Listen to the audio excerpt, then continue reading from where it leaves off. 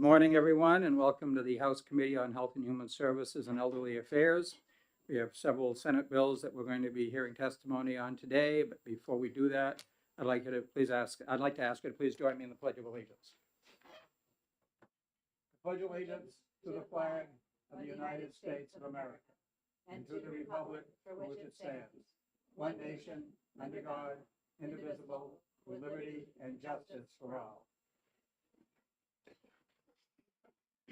Thank you, everyone. The first bill that we'll be hearing about this morning is Senate Bill 355-FN. And Senator Ennis, I guess, could not be with us this morning, but he is ably represented by Grant Bossy. So welcome, Mr. Bossy.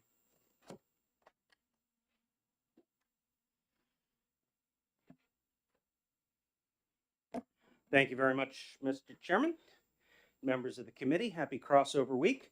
My name is Grant Bossy, Deputy Chief of Staff for the New Hampshire Senate, and I'm here to introduce Senate Bill 355 on behalf of Senator Dan Ennis, the bill's prime sponsor. Cytomegalovirus, or CMV, is known as the stealth virus. You may have never heard of it, but it's actually quite common. In fact, many of us may be infected with CMV and never even know it. That's because for most healthy people, CMV has no symptoms. Most of them will never develop symptoms. If you've got a compromised immune system, though, CMV can be very serious. In fact, it's the most common cause of hearing loss in children. It can also lead to blindness, developmental disabilities, cerebral palsy, and epilepsy. This leaves pregnant women and their babies most at risk. 1 in every 200 babies will be born with CMV. The baby usually doesn't show any obvious symptoms, but they can develop serious health problems months or even years after birth. Knowing that a newborn has CMV can make a world of difference should they develop those problems. They can be given antiviral medications and more frequent hearing and vision tests. SB 355, as amended by the Senate, would direct the Department of Health and Human Services to provide information on the importance of early detection of CMV to the newborn screening program under RSA 13210A, warning parents to be wary of CMV symptoms. Additionally, it would require DHHS to update the HHS Oversight Committee on targeted newborn screening for CMV. We know the risks of CMV to our newest Granite Staters. Knowing an infection is present can give parents and their doctors the advanced warning they need to provide timely and effective treatment. I would defer questions to people with more medical knowledge than I possess, but if you have questions for Senator Ennis, I'll make sure to get you an answer. Thank you for your consideration of Senate Bill 355. Okay, are you taking any questions at all? Or if you have questions for Senator Ennis, I can make sure you get an answer. I likely will not be able to answer them here and now. Okay. Do we have any questions to convey to Senator Ennis? Representative Leon. Thank you, Mr. Chairman. I'd just be curious to know who we have that'll be answering questions, just to make sure that we can ask what's necessary. Do we have medical providers that have signed up to speak? No, we have people from the department. I see a yes. Yes? Okay. Okay. Then I will save my question for the medical. I just wanted to make sure that things didn't go unasked. So thank you. Okay, anything else to convey to Senator Ennis? Seeing none. Okay, thank you, Mr. Bossy.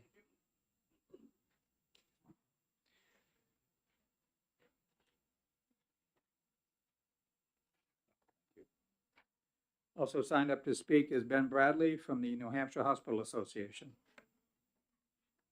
Oops, sorry.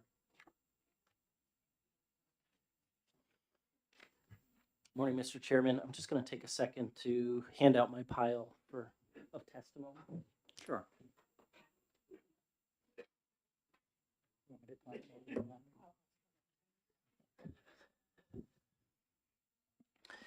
Good morning, everyone. For the record, my name is Ben Bradley. I'm the Vice President of State Government Relations for the New Hampshire Hospital Association. We're very appreciative of the sponsor's effort to bring attention to this really important issue, and our member hospitals remain committed to participating in the newborn screening program. RSA 132:10A established the newborn screening program and the requirements for determining which disorders would be screened at birth. As part of the program requirements, the Newborn Screening Advisory Committee was established, which is responsible for studying conditions to be included in the screening panel. The Department of Health and Human Services Division of Public Health Services, who is here today, I believe, manages the program and convenes an advisory committee on which the Hospital Association has a seat and appoints a designee from a hospital to participate. While this bill doesn't require screening under the newborn screening program. It does take um, important steps to bring awareness and information from the Department of Health and Human Services on this condition. We initially had concerns with the bill as introduced, which have since been resolved by an amendment passed in the Senate. And we look forward to working with the Department of Health and Human Services on providing additional information about CMV screening to the Health and Human Services Oversight Committee. Thanks for the opportunity to provide comments on 355, and I'm happy to take questions. Representative Leon. Thank you, Mr. Chairman, and thank you, Mr. Bradley, for being here this Yeah. morning. My question is, how are infants screened for CMV? So my understanding is when newborns are screened for hearing, they have a hearing screening. And if that screening is positive for hearing loss, then our member hospital, our birthing hospitals would screen for CMV. But I also think that there are other experts who may have some additional insight into what the requirements are for screening of CMV and how we can try to track it early. Could I have a follow-up? Sure, follow-up. Thank you. And as a follow-up, would it be possible to share what you, actually, I'll go to the hearing reports from the Senate to see what your concern was that was Okay. removed. So Okay. thank you. Thanks. Other questions? Representative Weber. Thank you. Is it possible that some of the concerns were resolved by changing this from requiring the screening, which is how I assume the bill came in, Yes. to providing more information and some protocols? Yeah, among other things, I would say that that was our Okay. main concern. The advisory committee for these screening panels has been the traditional mechanism for determining what would be appropriate to include and not include. And so we felt that it was most appropriate for that mechanism, the advisory committee, to be making those determinations rather than the legislature trying to come up with a specified process or requirement in statute. Other questions? Seeing none? Oh, Representative Nadarapa. Thank you for taking my question. Is there an estimate of how many children go deaf because they have this? I don't have those numbers, but there may be some other experts here Somewhere who do. There exist those numbers? Yes, I'm Okay, quite sure. I'll ferret them out, thank you. Okay. Other questions? Seeing none, thank you. Thank you.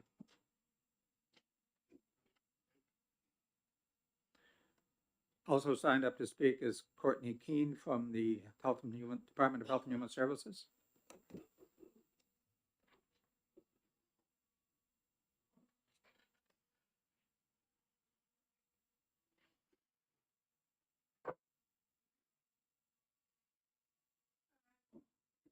Could you push the button for the microphone, please? There you go.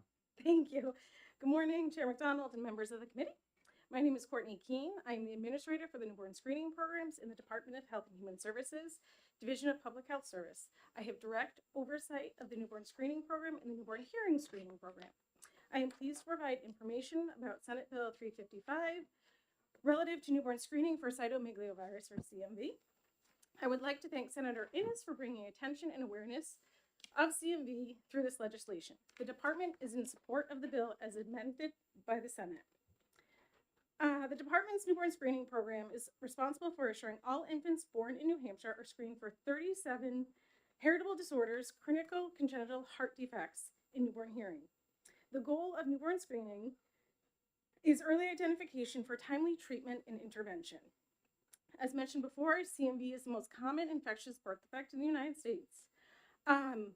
Infants born with CMV, which is 1 in 5, will have long-term health problems such as hearing loss, developmental and motor delay, vision loss, microcephaly, and seizures. And CMV is transmitted to the fetus during pregnancy. Senate Bill 355 would direct the newborn screening program to increase awareness of CMV for expecting parents and providers. It would provide technical assistance to hospitals who independently and voluntarily conduct targeted screening for CMV using urine or saliva. There's 4 hospitals that currently do this. And lastly, the department would be required to report its efforts on increasing awareness, education, and targeted CMV screening as part of the program's annual report, and there is no fiscal impact to the department. I want to say thank you for the opportunity to provide testimony today, and I'd be happy to answer any questions. Representative Weber. Thank you. If you know, and feel free to say you don't if you don't, do you have any insight as to why the newborn screening, the committee that looks at Advisory these, have determined not to include these with the other ones? So this test is best conducted from the urine and the saliva of the infant. So the blood spot test is, which I think you're referring to, it's not the best method for testing for CMV. So that 37 heritable disorders, that's using the blood. So the infant would be tested using urine and saliva for CMV. So they're already, may I have a follow-up? Sure, follow up. I'm just remembering any number of other bills that we've heard in this committee where there is a particular condition that somebody wants to have added to the panel of tests that are done. And we have tried to refer people to the newborn screening panel, and they've said, well, we went there and they said no. And I'm trying to find out what the status is with this within the panel, and how, if screening is already done, under what auspices? Am I right in thinking it's entirely voluntary at this time? Yes. Yep. Okay. So hospitals voluntarily do this. So it is not, so there's a recommended uniform screening panel. Okay. It is That's not- what I was talking about. Yeah, okay. It has not been approved by that yet. Okay. So New Hampshire has not even entertained this conversation because we go based on what is recommended by this recommended uniform screening panel at the time. Thank you. Representative Shapiro. Thank you, Mr. Chairman. If you would indulge my ignorance about the newborn screening program, what does the newborn screening program actually do? Do they actually do screenings, or do they provide information to other medical providers who do screening? So the newborn screening program is comprised of blood spot. So they do test infants for 37 heritable disorders. Yep, all infants. Sorry. Newborn hearing screening. So we test every baby's for hearing. And then critical congenital heart defects. So we test all babies for that. And this is done within the 48, 72 hours after birth Follow up. Where does that get done? at the hospitals. Okay, so the DHHS through this program does it at the hospitals. Yep. Okay, So the hospitals conduct all the screenings and then they report to us Okay. the results. okay, that's what I wanted to know. Thank you very much. Representative Leon. Thank you, Mr. Chairman, and thank you for being here and being able to provide information. If a child is found to have CMV, how does the treatment of that child change based upon that diagnosis? I can't answer that entirely, but I can answer a part of that. So there is treatment available for infants with CMV. It's going to be specific on the child and the provider, what they recommend. Okay, as a follow-up? Follow up. So as a follow-up, it sounds like there's antivirals. If it's possible to find out the number of children needed to treat with those antivirals to prevent a problem, we just want to make sure that children aren't over-treated for something that may not cause problems. So if it's possible to get a follow-up on that, I'd appreciate it. Yes, and I will say that children who are asymptomatic typically aren't treated. So there has to be present symptoms. Follow up. Sorry, and one more follow-up. So if a child shows symptoms of one of CMV, are they already tested for CMV if they show symptoms? It depends on at the hospital level if they choose to test them or not. So there are 4 hospitals that do test for CMV based on the hearing, failing the hearing screening the second time. For those who are in more critical condition, the NICUs, special care nurseries, can test for CMV on their own. One more One more follow-up. follow up. Sorry, no, It's complex. it is complex, and that's why I didn't want to ask a really big, complicated question. Do you know if that's already in the guidelines that are required for the hospitals to follow for the joint accreditation and everything else to be licensed as a hospital, so that if a child shows those symptoms, they need to be screened for a disease that would cause that? I don't know that answer. I'll follow up on that. Thank you. Other questions? Seeing none. Okay, thank you. Thank you.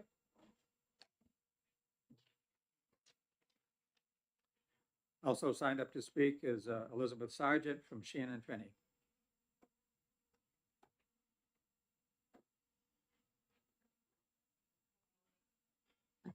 Hi, good morning, Chairman McDonald, members of the committee. My name is Elizabeth Sargent. I'm here from Champaign Capital Group, a government relations firm here in Concord, and I'm here to testify in support of the bill for the New Hampshire Academy of Audiology. Carolyn Drury is the president. She couldn't appear before you, but she has submitted written testimony that is coming around. I won't read her testimony, but we'll just highlight a couple of points. CMV is a common virus that often causes no or few mild symptoms in adults and is generally not well known. According to CDC surveys, only 1 in 10 women of childbearing age have ever even heard of it. However, if a woman contracts the virus during her pregnancy, it can have lifelong serious problems for her child. Most children known to have CMV at birth do not show any symptoms. 4 out of 5 show none.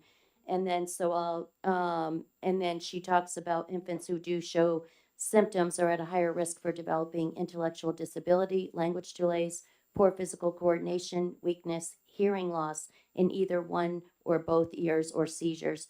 And then she goes on to say the benefits of very early identification can go a long way to help the child's development progress in the areas of need. And in closing, so she asked that the bill ought to pass. I will say, Representative Leon, in answer to your question, I looked through my folder. She adjusted her testimony last night based on the bill as amended. In her original testimony, which we'll send to the committee, and also she could be available to answer any questions. We were thinking based on how it got amended that she didn't need to come in person, but she did say congenital CMV cause sensory hearing loss is also unpredictable in its course. It is a progressive loss that worsens over time. This can happen very quickly, mild to profound HL in 2 years. Not be present at birth, but show a delayed onset, which can occur anytime, generally within the first 7 years, and or the loss can continue to worsen slowly through the adolescent years. In order to confirm the virus's presence, the screening must be within the first 2 to 3 weeks of birth by collecting a urine sample, like you heard. Once identified, physicians can treat the virus to potentially reduce the severity of any residual conditions, again, underscoring the need for early identification and monitoring. So I will submit, she's got some more details that might answer your question better. We'll submit this original testimony as well. Thank And you. I may not be able to answer questions, but I can get them to Carolyn. Thank you. Representative Leon. Thank you, Mr. Chairman, and thank you so much for proactively answering that.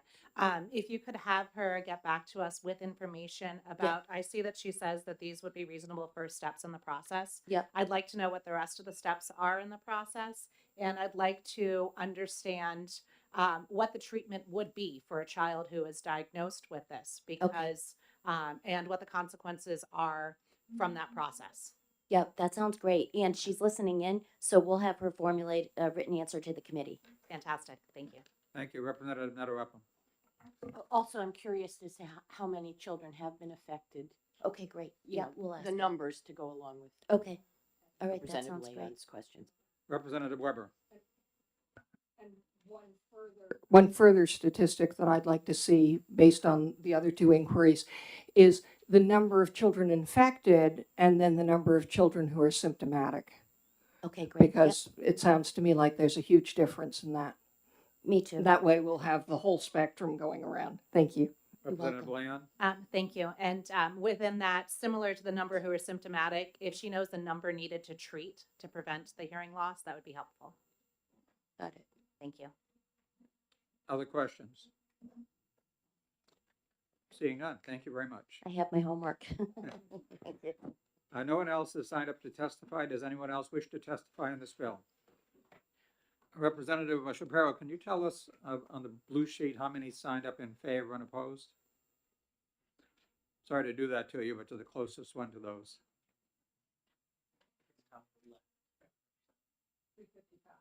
355. There are other ones also that are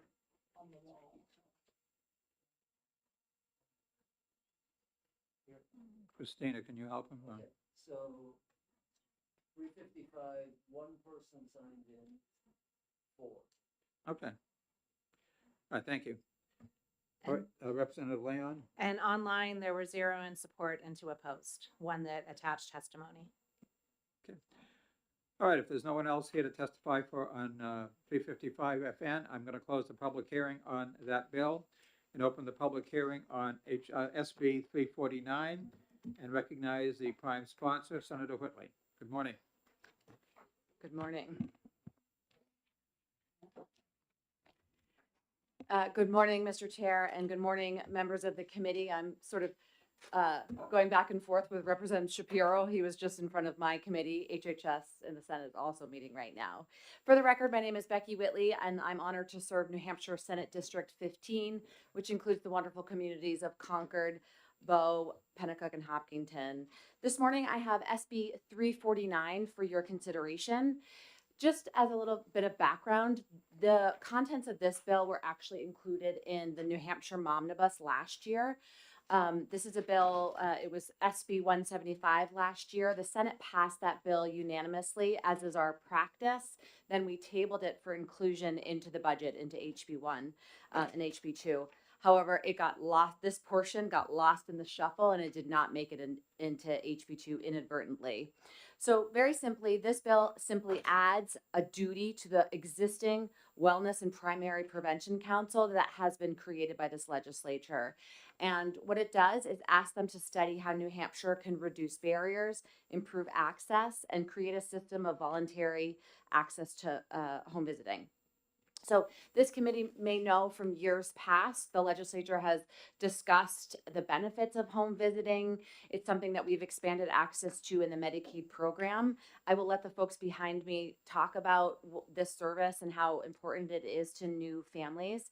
But just briefly, we know that this service has really proven to improve lives and improve health outcomes. It's also been shown to pay for itself financially over time and reduce health, education, and criminal justice costs. As this committee may know well, currently only those eligible for New Hampshire Medicaid have reliable access to home visiting. I will say I had my baby 10 plus years ago at Concord Hospital, and I did have access to home visiting, and it was a game changer. I feel lucky that I have a lot of resources available to me, a very supportive family. I was healthy, my baby was healthy, yet home visiting was an incredible resource that I had about a week after I gave birth. My son had a tongue tie. He was having trouble nursing. Of course, that's terrifying for new moms. If you can all go back to that feeling, the moms in the room. The home visitor came. She took care of my son. She took care of me. And I will never forget that visit in my pajamas about a week after giving birth at home. So this bill would allow the existing Wellness and Primary Prevention Council, who members are here, can tell you their work, but it's an existing council that does a lot of great work. And it will allow them to sort of study what are the barriers right now to more moms accessing this service. How do we improve access? And how do we create a system so that more parents of newborns can get this critical service? I respectfully ask the committee to support SB 349. I'm happy to take any questions, but there are folks from the Wellness and Primary Prevention Council who can speak to their work and also speak to home visiting in more detail. Thank you very much. Representative Leon. Thank you, Mr. Chairman, and thank you, Senator Whitley, for being here with us. I also had that same crisis too. My crisis was at 11 o'clock at night, and the monthly La Leche meeting was in town the next day. So that was thankful. I appreciate all of this. My question is more to you because you deal with more of the limited resources and the choices we have to make in the legislature than this council needs to. With our shortage of medical and healthcare providers, how does this filter into the fact that we're just trying to make sure that we have the providers available at our facilities in order to see patients, see families, see babies, which is done in a much more time efficient way when the families are coming to them? And how do we look at those resources when we're expecting them to travel from home to home and deal with that in our current issue of workforce? Yeah, thank you for that question. It's a real problem. Our perinatal workforce is strapped. Part of the New Hampshire Momnibus was to take a holistic look at the perinatal workforce, but it's a real problem. And so I think those issues that you have identified, workforce barriers, insurance barriers, other barriers, that's exactly what this bill is intended to address and have the group that really knows best to study it. I know that you all are on many study committees, as am I. We really felt like at this point we needed the experts who are working in the field to sort of study through and look through and identify these barriers and then come back to the legislature to provide some recommendations. That's what this council already does. They're already designated to look at those prevention strategies and come back to the legislature. And so they were a good, it was actually at the suggestion of the Senate president to have them continue to do that work. Thank you. Other questions? Seeing none. Okay, thank you. Thank you very much. And excuse me as I run back to my own committee. We understand. Thank you very much.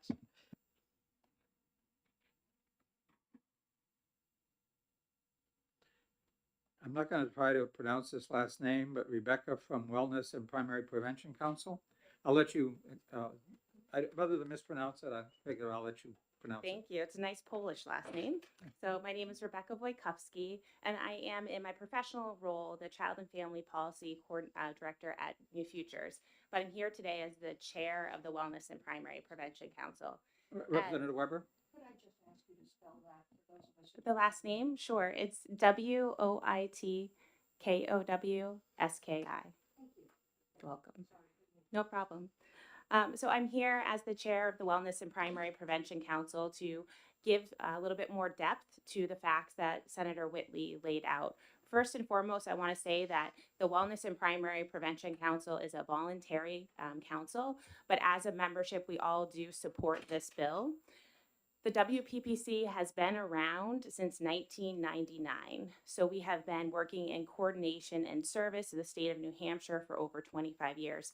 Not me, myself. And the goal really is to support a system of primary prevention in New Hampshire. And as part of the outlined duties, the Wellness and Primary Prevention Council is charged to look at how we can improve the system, make recommendations around funding, and look at barriers and inefficiencies. I want to underscore that what is outlined in Senate Bill 349, we have done before. Actually, in 2017, the WPPC was led by Representative John Fothergill, who proposed with former Representative Skip Berrien a bill that would charge the WPPC to look at how we could strengthen family resource centers. So over the course of the year, a number of years, recommendations were made to this legislature, and now we have a facilitating organization. And last year, in a bipartisan effort, this legislature appropriated historic funding to the system because it's been efficient. So I think when we look at primary prevention, family resource centers are important, but also for maternal health, how are we helping our new moms and babies? And home visiting is a really key aspect to that. And Representative Leon, your question about how does this impact efficiencies or helping, with regard to hospitals, we know we have a lack of access to maternal health care in rural areas. So understanding how home visiting can help or reduce barriers is really important for our state. So I'll just emphasize that the WPPC has been here for a long time. We are a well-organized and equipped body to take this question, study it, and provide back to the legislature a number of recommendations. So we hope that you will consider this bill and urge you ought to pass. And I'm here happy to answer any other questions you may have. Any questions? Representative McKay. Thank you, Mr. Chairman. The title is voluntary. Is there such a thing as an involuntary? No, there isn't. I think the term voluntary home visiting is meant to convey that it's up to the parents whether or not you have a home visitor come to your house, but there's no mandatory home visiting. Thank you. Other questions? Seeing none. Okay, thank you very much.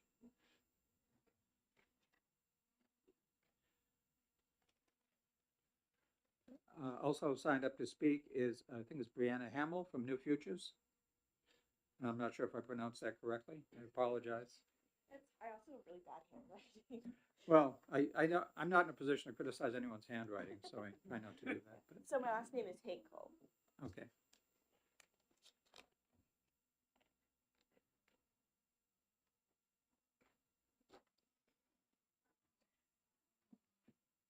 Hello, my name is Brianna Hinkle. I am the legal policy fellow at New Futures. New Futures is a nonprofit organization that works to.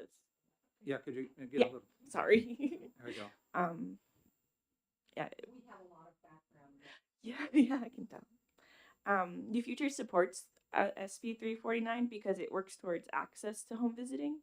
Home visiting is important because it helps both development of the baby and the parents, and they can also do screening for postpartum depression, which can reduce maternal mortality. Currently, only 7.2% of people who qualify for the current home visiting program actually receive home visiting, and so the study will help home visiting. Thank you. Any questions? Representative King. Thank you. King. Thank you, Mr. Chair. How does one qualify for it? Thank you. It's through for the Medicaid, it's through income base, so lower income families qualify. Other questions? Seeing none. Okay, thank you. Representative Weber. Sorry, I just thought of one, which was, are you doing any kind of work, outreach work to let people know that the program exists? Or is that one of the things that's going to be looked at in the Yeah, report? I believe so. Okay, I'll withdraw that then. Thank you. Other questions? Seeing none. Thank you. Thank you. Also signed up to speak is McKenzie Nicholson from Moms Rising. Good morning. Morning. You have a written testimony also to pass I out? do. Should I, can I wait to pass it out? Oh, sure. I was Okay. taught by someone who taught me it's very distracting to pass it out in the beginning. Okay, sure. So That's if fine. I may, thank you. Good morning, Chairman McDonald and members of the committee. Thank you for listening to me today. My name is McKenzie Nicholson. I'm the Senior Director of Moms Rising in New Hampshire. I have the distinct privilege of attending your committee after attending New Hampshire Children's Trust's legislative breakfast, where they talked about primary prevention for child abuse this morning. And I find it ironic that we're talking about home visiting today. Technically, we don't allow props. Oh, apologies. That's okay. Here. It's pretty innocuous, but some props problem. aren't, so we, Yeah, or you can just see them. But anyways, just brought it by to show you that a lot of folks are talking about wellness and primary prevention today. So very honored to be here to speak for your committee. I'm sure you won't be surprised to hear me say that Moms Rising really cares about moms, not just moms, but anybody who's ever had a mom or loved a mom too. We represent thousands of moms across the Granite State. And we focus primarily here on creating positive change in the Granite State in the early care and education, maternal health, and workplace justice spaces. We bring the voices of women and mothers directly to our elected leaders, which is why I'm here before you today. But speaking from personal experience and having a little one myself, I can tell you that those very first moments with your new baby are some of the most exciting. They're full of a lot of firsts, that first breath, that first smile, eventually that first step. But at the same time, they're truly some of the most terrifying, even when you read all the books of what to expect. Supporting new moms and birthing people and their babies during those magical first moments is critical in strengthening our communities and promoting infant and maternal health and positive parent-child relationships. As you've heard my colleagues say, home visiting is an effective tool that ensures that families with young children have access to the support that they need to build a strong foundation in life for well-being and success. Trained professionals work with the family to grow parenting skills, create social support systems, and connect them to other resources. These personalized supports meet families literally where they're at by meeting them in the home, which helps reduce barriers to participation such as transportation and childcare, which we know in a state like ours can be very challenging. This comprehensive approach helps create healthier moms and babies, stronger parent-child bonds, lower rates of child abuse and neglect, more positive parenting practices, earlier development of language and literacy skills, and improved school readiness, safer homes, and increased rates of parental employment. As Senator Whitley mentioned, there are studies that have shown that home visiting, it can yield significant return on investment anywhere between $1.80 to $5.70 for every dollar spent. By intervening early and preventing costly problems down the road, home visiting is a financially and fiscally smart decision. We do use Medicaid dollars to fund some folks' access, as Representative King questioned earlier, to home visiting through the Medicaid program. In 2021, my data might be a little old here, but we estimate that we served about 6.5% of children under 3 with eligible incomes, so below 150% of the federal poverty level, who would have been eligible. And that figure falls below the national average of about 8% of eligible children in the Medicaid program having access to home visiting. Overall, though, in the state, only 1% of 0 to 2-year-olds in New Hampshire receive a home visit from a home visitor. I've included in my testimony a story from a member from Sutton, New Hampshire, which emphasizes how invaluable home visiting was for her and her medically complicated preemie who came home when her husband was away at work. She details how without this, she may not have survived. So I hope that you'll take a look at it. And just let you know that Moms Rising is proud to support Senate Bill 349 as a piece of the Momnibus that we passed last year and some great work that we did on maternal health. We should be doing everything we can to make sure that moms and babies have a healthy start in life. And so we ask for your support for Senate Bill 349, and I'm happy to take any questions. Any questions? Representative Leon. Thank you, Mr. Chairman, and thank you for coming here. When you were referencing the meeting this morning, I'm curious how these home visits intersect with child abuse. Definitely. So part of home visiting is positive parenting, skill building. So getting to families in some of those very vulnerable first moments as parents is really critically important for teaching parents what to expect, how to deal with a baby who won't stop crying in the middle of the night, who's maybe colicky. This is primary prevention at its finest. It starts at the very beginning, right as babies are born. Representative Palazzo. Thank you, Mr. Chair, and thank you for taking my question. I wonder if parents are aware that home visit may end up in the removal of the baby if there are some signs of neglect, as you mentioned. I'm not sure. I don't have the data around that to support that claim, but I can follow up with you. Other questions? Representative Shapiro. Mr. Chairman, can I ask who else has signed up? I'm not sure who my question would be most appropriate. No one else has signed up to testify. Can I have a question then? Sure, go ahead. Thank you for taking this question. I'm not sure you're the right person to answer it, but when I look under RSA 126M3, it says the intent of this act is to encourage, facilitate, and promote primary prevention and early intervention efforts, and then it goes on a little bit. So my question really is, isn't the intent of this Wellness and Primary Care Council already to do exactly what we're suggesting that it does? So the question therefore would be, what will change because of this specific legislation? Chairman McDonald, if I can divert to my colleague from the Wellness Sure, and Primary I Care see she's raising her hand. Thank you.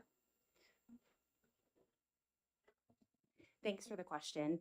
How it is different is primary prevention is a very large world of different interventions we can do. The direction and instruction of what the Wellness and Primary Prevention Council should study and issue as a report to the legislature is really a clear directive. That we could do on our own, but we're a voluntary body. And so this request comes from the Momnibus last year, discussions with senators and representatives about what the body should be doing. So supposedly we could do it on our own, but we look for direction really from the legislature and have for the past 25 years. So. Thank you. Other questions? Seeing none? Okay, thank you. I just received another pink card. Athena Cody from the Department of Health and Human Services. Good morning, Chairman McDonald and members of the committee. My name is Athena Cody. I'm with the Department of Health and Human Services, Division of Public Health Services. And there I work within the Bureau of Family Health and Nutrition, where we oversee 2 statewide home visiting programs. And I'm here to answer any questions, but I also submitted testimony via email. Okay, thank you. Any questions? Ms. Cody, Representative Palazzo. Are you aware of any cases when childs were removed from families as a follow-up for home visit? Because we heard about child abuse and about neglect, and the home visit is one of the ways how it could be discovered. Thank you for the question. Just as stated, a number of the activities that a home visitor will work with the family on is really to try to mitigate, try to avoid any abuse or neglect activities. So working towards things like early screening, helping to connect that family, reducing barriers to accessing things like mental health or substance use treatments. If there's a barrier around transportation, trying to really help to mitigate that. In New Hampshire, but not just New Hampshire, nationwide, neglect is one of those primary buckets of child abuse and neglect. But that encompasses a lot of things, including things that can relate to poverty, to not having enough of concrete supports. So really home visiting is a great opportunity for families to have access to, positive parenting techniques, attachment, but also connection to community-based services that are already available, and just helping to really mitigate those barriers.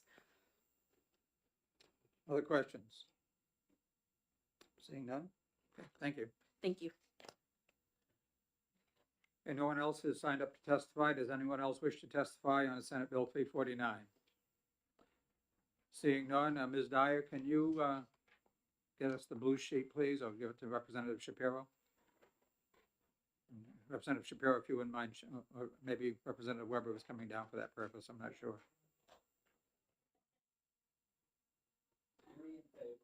3 in favor? Okay. Okay, thank you very much. And, sorry. Representative Leon. And online, it says there's 9 that support, but somebody double entered, so it's 8 in support and 2 opposed. Okay, thank you. And with that, I'm going to close the public hearing on Senate Bill 349 and open the public hearing on Senate Bill 409 FN and recognize Senator Prentis. Recognize Senator Prentis, the prime sponsor.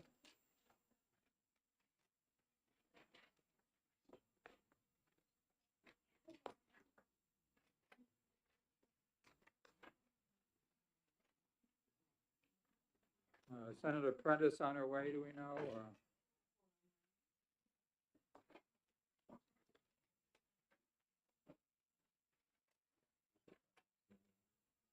Oh, okay, we do have it.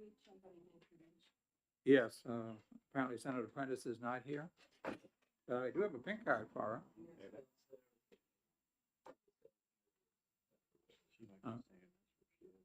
Okay.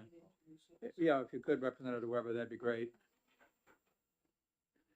If Senator Prentis comes in later, we can certainly have her speak also.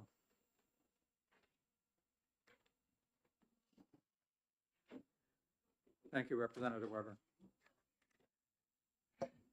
Good morning, committee members. My name is Lucy Weber. I represent Cheshire 5, the Connecticut River towns of Walpole and Surrey. Actually, Surrey isn't quite Connecticut River, but that direction. I am here to introduce as a courtesy to Senator Prentis, Senate Bill 409 FN, relative to reimbursement for ambulance services under the state Medicaid plan. This is a matter that we've heard a little bit about before, and I'm looking forward to hearing about it again, but I hope nobody's going to ask me questions. Thank you. Okay, thank you, Representative Weber. Okay, signed up to speak on this are John Williams and Rob Berry from the Department of Health and Human Services. At least I don't see Mr. Berry, but I do see Attorney Williams. So, welcome back. Chairman McDonald and members of the Health, Human Services, Elderly Affairs Committee. For the record, I am John Williams, the Legislative Director for Health and Human Services. And I have to say there was some magical scheduling happening here today because the exact subject matter is now currently being heard in the Senate Health and Human Services Committee on HB 1568, which your committee entertained earlier prior to getting close to crossover. So that's where Attorney Rob Berry is right now. I am here to let you, the committee, know that the department is supportive of the concept. I'm being very careful with the word, supportive of the concept of what's trying to be achieved here. The provider community for transportation around ambulances is critically important, and they've identified a gap where they're not being paid, as you know from the prior bill, under certain circumstances. So what this bill before you attempts to do is to make whole to the extent possible for those particular services.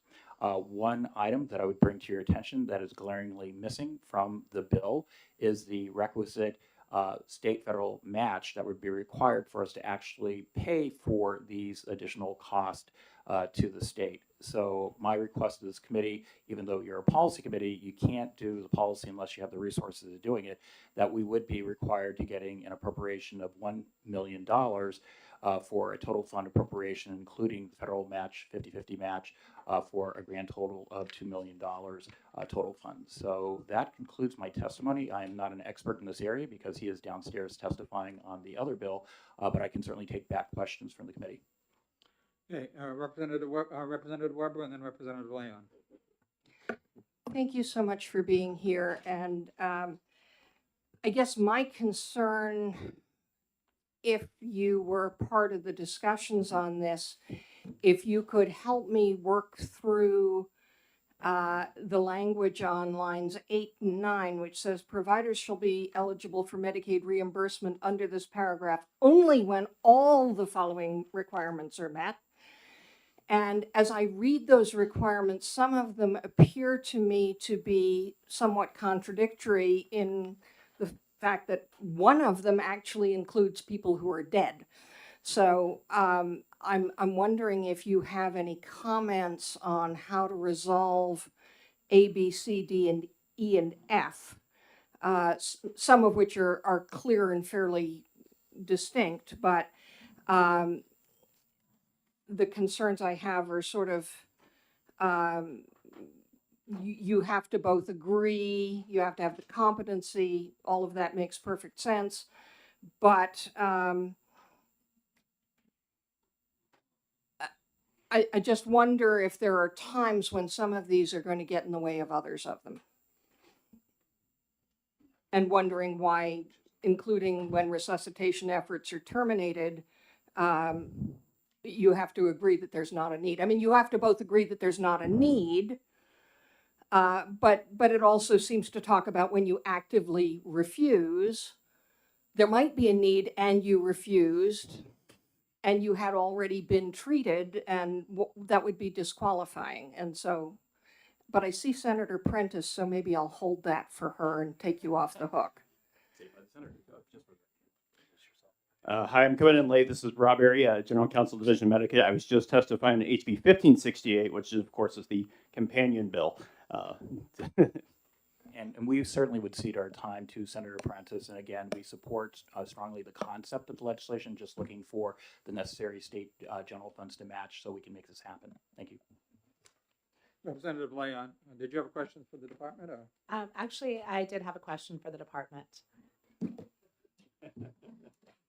Thank you. One of the areas that was noted as lacking in this one is when somebody comes for a fall and lift assist. Somebody that's only able to stay in their home because local emergency services are able to lift them when necessary.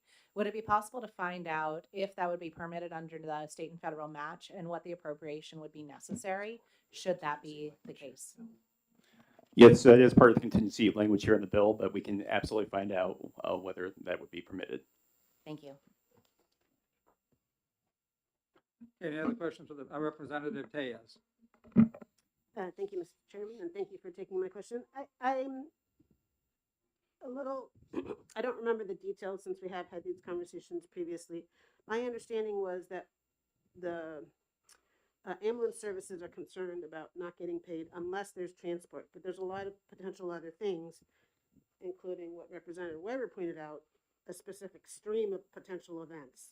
What about they just show up and do something that's not all these things? And then additionally, I don't remember where we ended up with, what do other payers do? Like, is this gonna put us in alignment with what all the other insurers do, or how does this differ? Like, I'm not completely up to speed on what other insurers are doing. I'm more in the Medicaid space. But I think Senator Prentis can probably better answer that question about the drafting of the bill. I will say the department did like the way SB 409 was drafted and as it came out of the Senate as amended, apart from the appropriation language.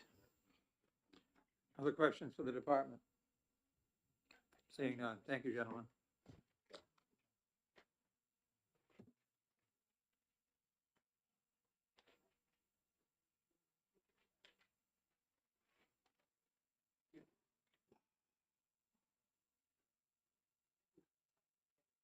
And welcome Senator Prentis. Please, by all means, please come forward. I know you're a busy lady this morning.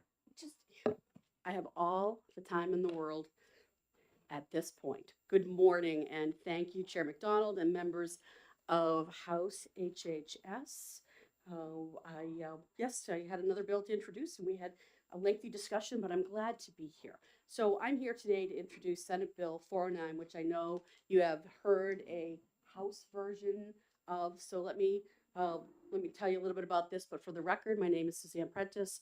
I'm the state senator from District 5, that representing 15 communities, a large part of Grafton, a large part of Sullivan, including Representative Palmer's hometown, and one community in Merrimack County, the lovely town of New London.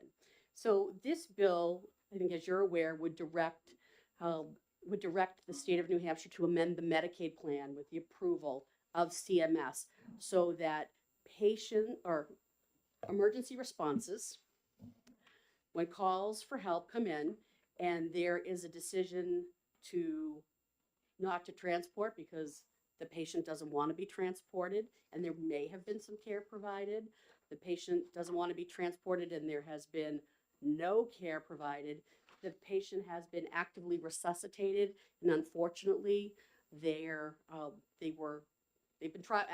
tried to actively resuscitate them, but they were unable to, and so they've had to terminate resuscitation on the scene.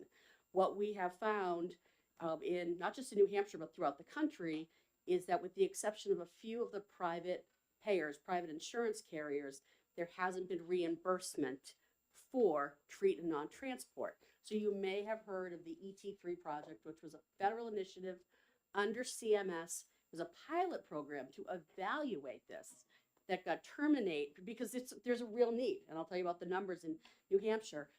But because this was ongoing during the pandemic and there were multiple factors, they decided to stop the pilot program. And so there's no real data or no real action from Medicare.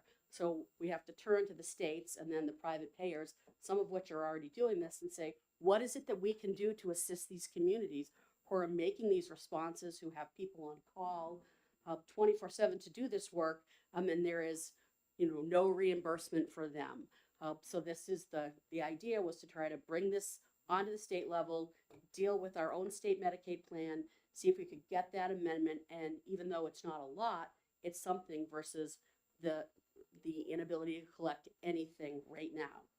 So here's what I do know after being in this business for a lot longer than for emergency medical services, than I ever thought that when I first started this, I never thought 35 plus years I'd still be, a paramedic and, working, but here we are. So the demand for pre-hospital medical care has grown, and the capabilities of those that are providing care in your communities, that has grown as well, to meet the demand and the number of ambulances and personnel that are readily available.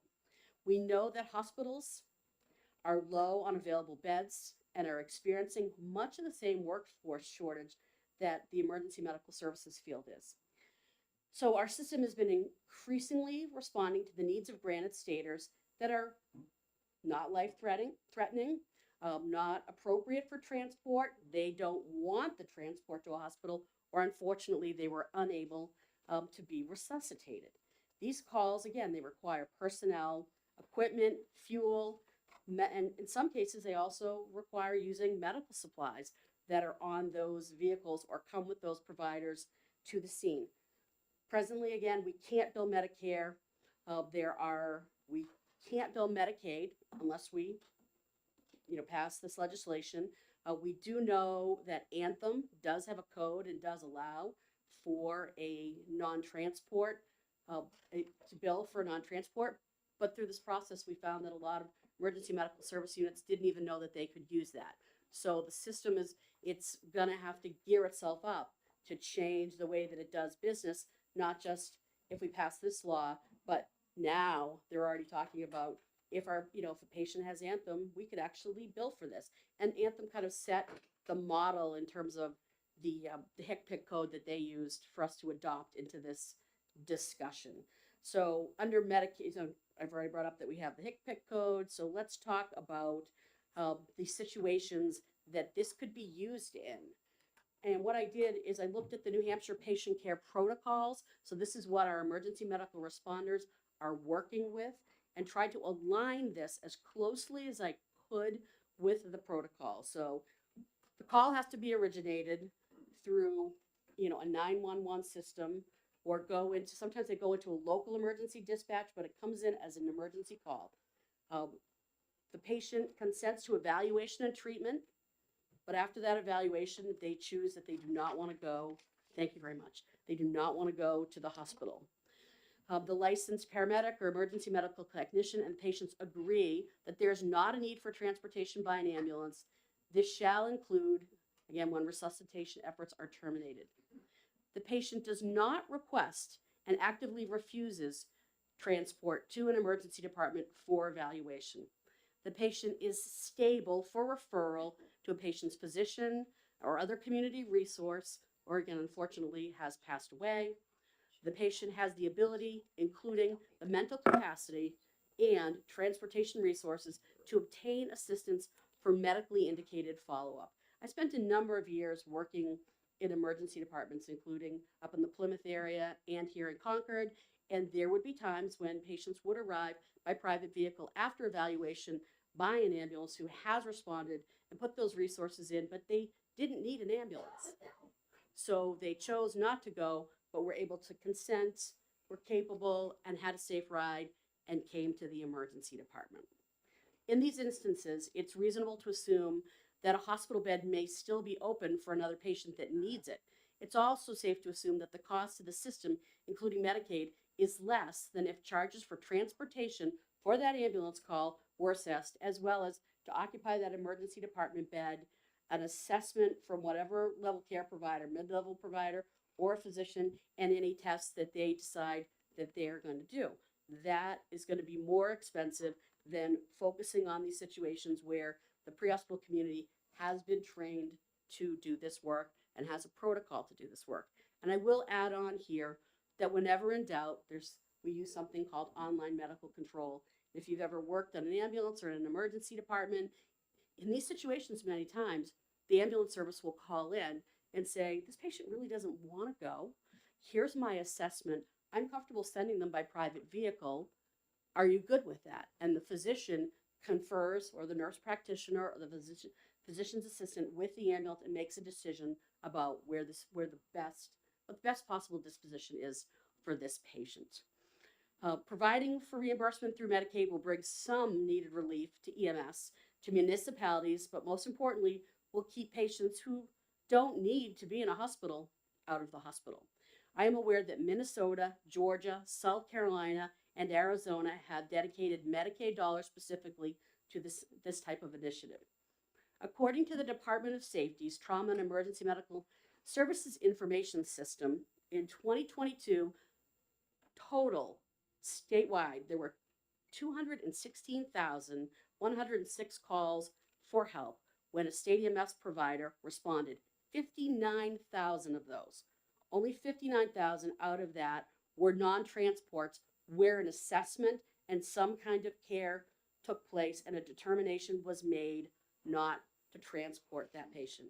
Again, aligned with their protocols. So I understand that you have heard a similar bill And I'm certainly pleased to, or would be honored to partner with the sponsors of that bill to try to shape this policy and get it across the finish line so that we can provide some reimbursement, if CMS agrees to this, to these communities and these ambulance services for their staffing, for their equipment, for their work, as well as honor the wishes of patients and keep them where they need to be. And the last thing I'm going to say is that this way the system is set up now, it's highly connected to transport. So to get paid, you have to transport somebody. But that doesn't mean if they don't want to go, you can't take them. That's kidnapping unless they're, unable to make a decision for themselves. I want to make that clear. But this is where the rub comes in. There's a better way to do this. And I'm suggesting a better way to do this. And so I'm hoping for your help. And I'm happy to answer any questions that you might have. Representative Weber. Thank you for coming and thank you for taking my question, which I was in the middle of asking the wrong could see your person when hand. you It was like, arrived. yeah. So, my question is a drafting question. I mean, I understand all those considerations that you have here, but the statute as it is currently before me says on lines 8 and 9, providers shall be eligible for Medicaid reimbursement under this paragraph only when all of the following requirements are met. And they can't all be met in most conditions, particularly, as I was in the course of saying, if somebody has not been able to be resuscitated, all of those other things aren't going to happen. So I wonder if you would be concerned if we draft that so that either it can be one of the following or perhaps take a look. I mean, obviously, anytime it happens, there has to be proper consent and those kinds of things. So some of it I'm perfectly comfortable having be mandatory, but maybe it's one from column A and one or more from column B. So if that's okay, perhaps that's a conversation we could go on having. Representative Weber, thank you for the question. And it's a great catch. You look at things time and time again, and then it pops out at you. So it should be, one or more. There's a way that we can work on the wording of this because some of these stand alone and some of these are in combination. So I think that that's a really important piece. Thank you. I'd be happy to work with you on that. Thank you. Representative Cannon and then Representative McKay. I sort of wanted to reinforce Representative Weber's concern. Having been in a facility where someone had overdosed in a restroom, and they had a friend that administered CPR, but the fire department and EMTs did show up to assist, and the patient did respond to the CPR and was active. They were asked if they wanted to be transported, and the answer was no. However, the question I would have, because it wouldn't fulfill the letter F thing, is that the individual was homeless and walked away with their friend. And as far as we knew, they had no method of transportation. So that particular item would not be fulfilled because they had no idea what would happen to that individual when that individual left the premises. So. Well, thank you, Representative Cannon, for raising this. One of the things I will share with you is oftentimes, here's the good news, is that we have placed AEDs and we have placed Narcan and we have placed tourniquets in so many different places that we're actively able to engage the public long before an ambulance service even gets there. Most of those cases, with the exception, I would say, of the Narcan resuscitation, because if you're profusely bleeding and need a tourniquet or have suffered a sudden cardiac arrest for any other reason, medically indicated follow-up is going to require transportation. But there are times, and it's not just with Narcan, but there are times when somebody, I would say even a diabetic is a perfect example where you're able to actually raise their blood sugar. They're completely competent. They don't want to go. We can give them, just like when they would leave an emergency department, EMS can give them discharge instructions, but whether they do it or not, we can't make them. We want them to. And we have to continue. I think by doing something like this, I think it's a lot less threatening that they don't want to go to the hospital. We might be able to ease them in to another place. So I appreciate what you're bringing forward. If that needs to be tinkered, but understand that we, just like when someone would leave an emergency department, they get a list of here are the things to do for medically necessary follow-up, including seeing your primary care provider. Do people always do that? Unfortunately, no, but we try our best. I just wanted to raise it, the way it's currently written, that individual in that case doesn't necessarily have transportation after they walk out of the building. They also receive Narcan from a local person in the office. So. Okay, thank you for raising that, Representative. Representative McKay and then Representative Shapiro. Thank you, Mr. Chairman. I've recently had some experience with ambulance use, unfortunately. I have absolutely no memory of people coming to get me or where I went, and all of this refers to the patient consents over and over again. The others like myself were not able to make any consent at all.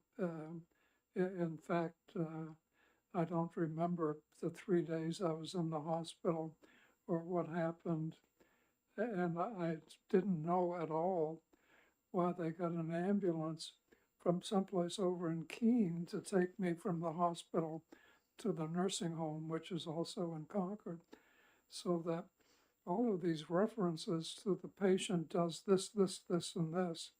I think many other people have the same experience that I had, that there was no ability on my part to make any decisions on my part, and nobody in the house to make any other decisions. So that it seems that this is making requirements that in some situations are impossible. So thank you, Representative McKay, and it's good to see you here and well. I'm sorry that you had that experience. Thank you. But what I would like to share with you is that if you can't consent, you can't say, if you can't consent, you either agree to the treatment, you agree or don't agree. If you can't consent, then this doesn't apply to you because you are so sick that you need other protocols and other levels of care need to be brought into your situation. So this is crafted very specifically for people who don't meet that higher level of illness or acuity, like they're super sick that they need to go to a hospital. This is for the folks that are alert, appropriately able to answer questions about their surroundings, their conditions, and can say, yes, I want to go, or no, I don't want to go. Follow up. Is there some place that deals with people like me? That I don't see that in this statute. This seems to be for coherent people at the moment, and I don't see anything that refers to what happens when I wake up to say I didn't want to go to that blankety blank hospital.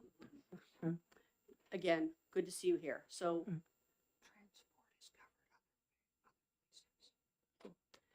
RSA 153A, which governs emergency medical services, enables the Department of Safety in collaboration, or not even collaboration, they are required to have a group of physicians and mid-level providers that actually write the care protocols for all types of patients. So there is a whole different document and set of training that would go with those situations. And that is, again, under RSA 153A. I don't remember the exact citation anymore. I used to. But SAFC 5900 was where you would find the reference to the protocols. A very brief follow-up. I think I needed to vent a bit. Yeah. And, it's okay. And I think Representative Weber explained that transport is handled in other parts of legislation. So thank you very much. Anytime. And again, good to see you here. Representative Shapiro and then Representative Leon. Thank you, Mr. Chair.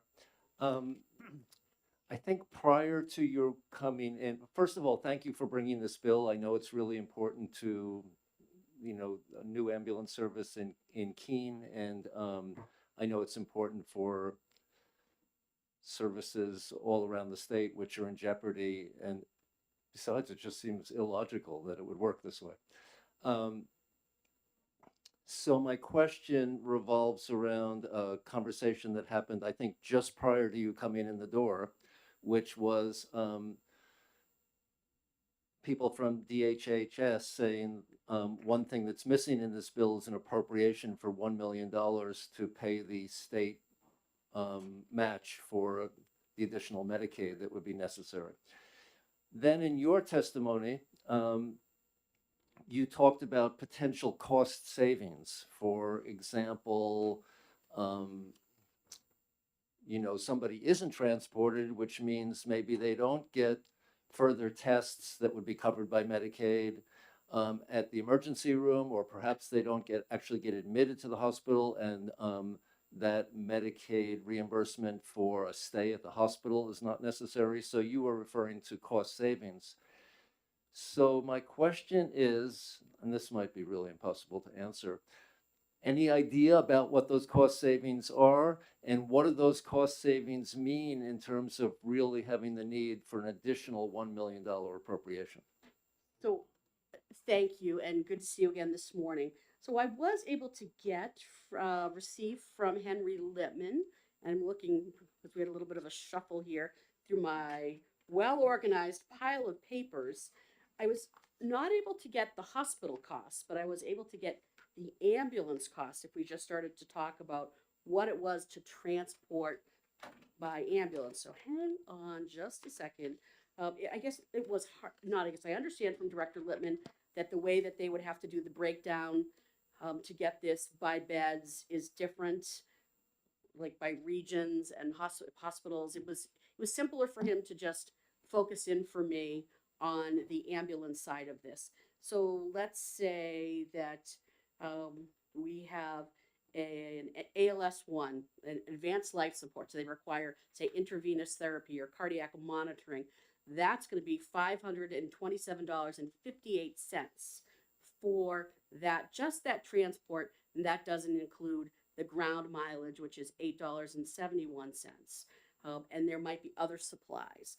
So you consider that, and we don't have to apply to the entire 59,000 because not all of those reach this level.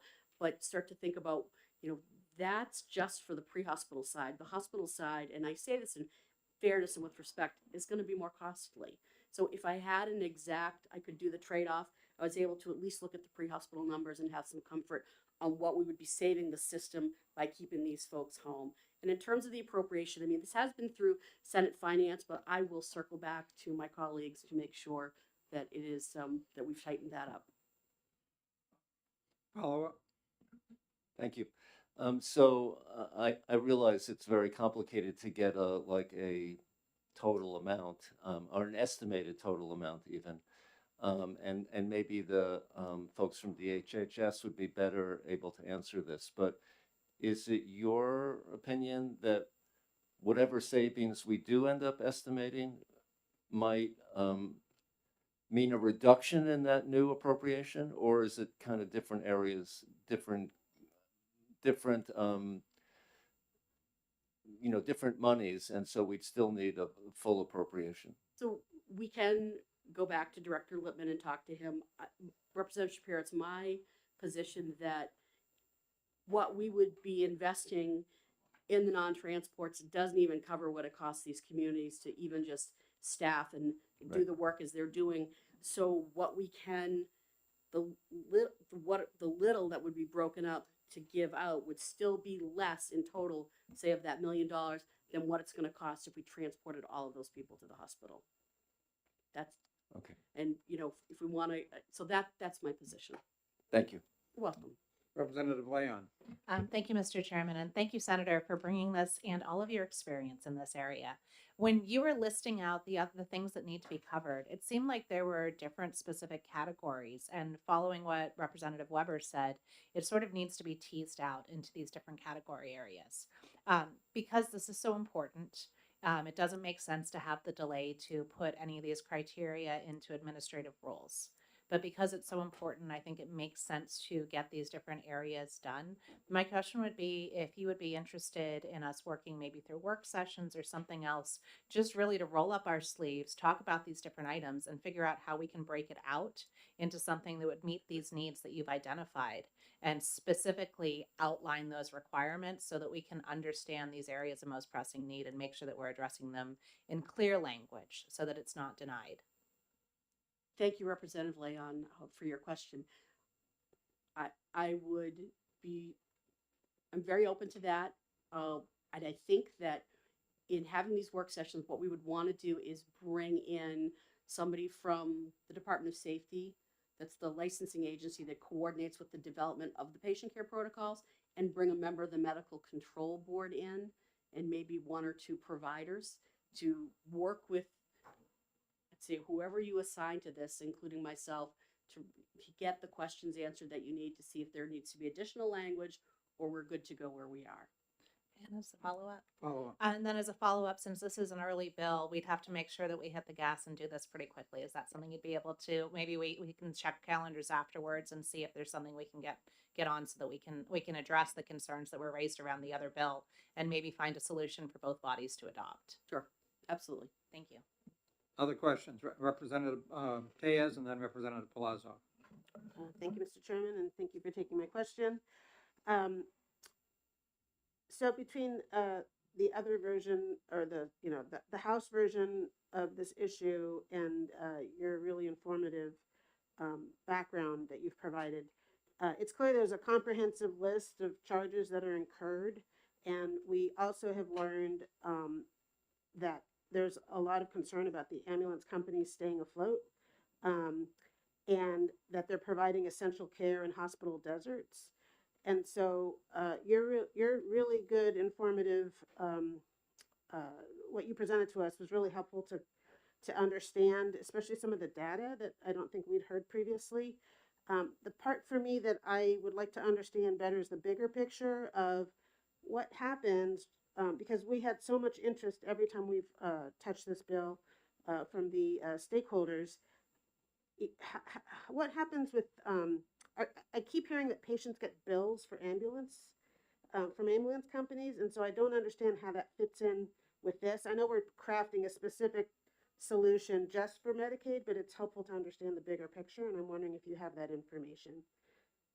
So, like, when do patients get billed? Is it for all these other costs that they can't bill Medicaid for, or just wondering if we know how that all fits together?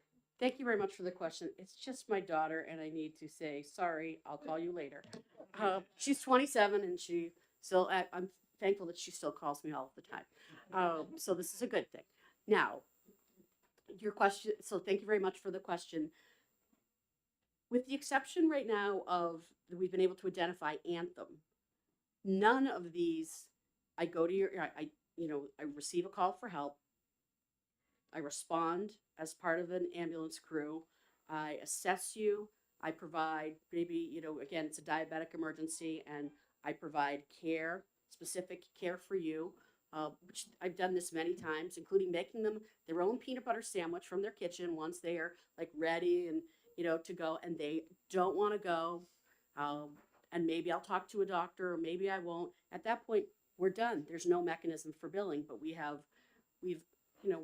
answered the call, we've provided the care, we've expended the supplies, which we want to do. That's not the point. But what we're trying to find is a way to bring some sustainability into these systems in these deserts that are really struggling. So with the exception of Anthem right now, I don't have another place to point to. And so we have to, there's certainly Cigna and Harvard Pilgrim that we can talk to that are private payers, but Medicaid doesn't provide any reimbursement for this. And Medicare doesn't. And so these patients, they're not going to get a bill because there's, they're not getting bills, at least the ones that I know about. And there's no reimbursement for it except that one limited piece that I've been able to carve out at this time or learn more about. Representative Palazzo and then Representative Weber. Can I just say one more thing? Oh, sure. Just to make sure I tie this together. Thanks, Chair McDonald. But if they get transported, and again, shouldn't be transporting people who don't want to go or don't need to go. Okay, then there is reimbursement that is aligned in all of these situations. It's that other place. So I think I left that out and I wanted to make sure. Thank you. Representative Palazzo. Thank you, and thank you for taking my question. So different situation, and fortunately for me, I don't have experience of people dying in, near me, so I don't know what happens. But if a person passes away, is there still an opportunity for transportation? Do ambulances sometimes transport corpses, or is it total financial loss if a person passes away? Thank you for the question. So once they are deceased, I also have had the experience of being an associate deputy medical examiner. So once they are deceased, the funeral home, first of all, the medical examiner that's covering for the county is called to discuss the situation and to decide whether they are a rule-in for an exam, which includes a site visit. They're rule-in for an exam, and meaning you would go do this, and potentially to go to an autopsy, and you would have a state pathologist on the phone to help you make that decision.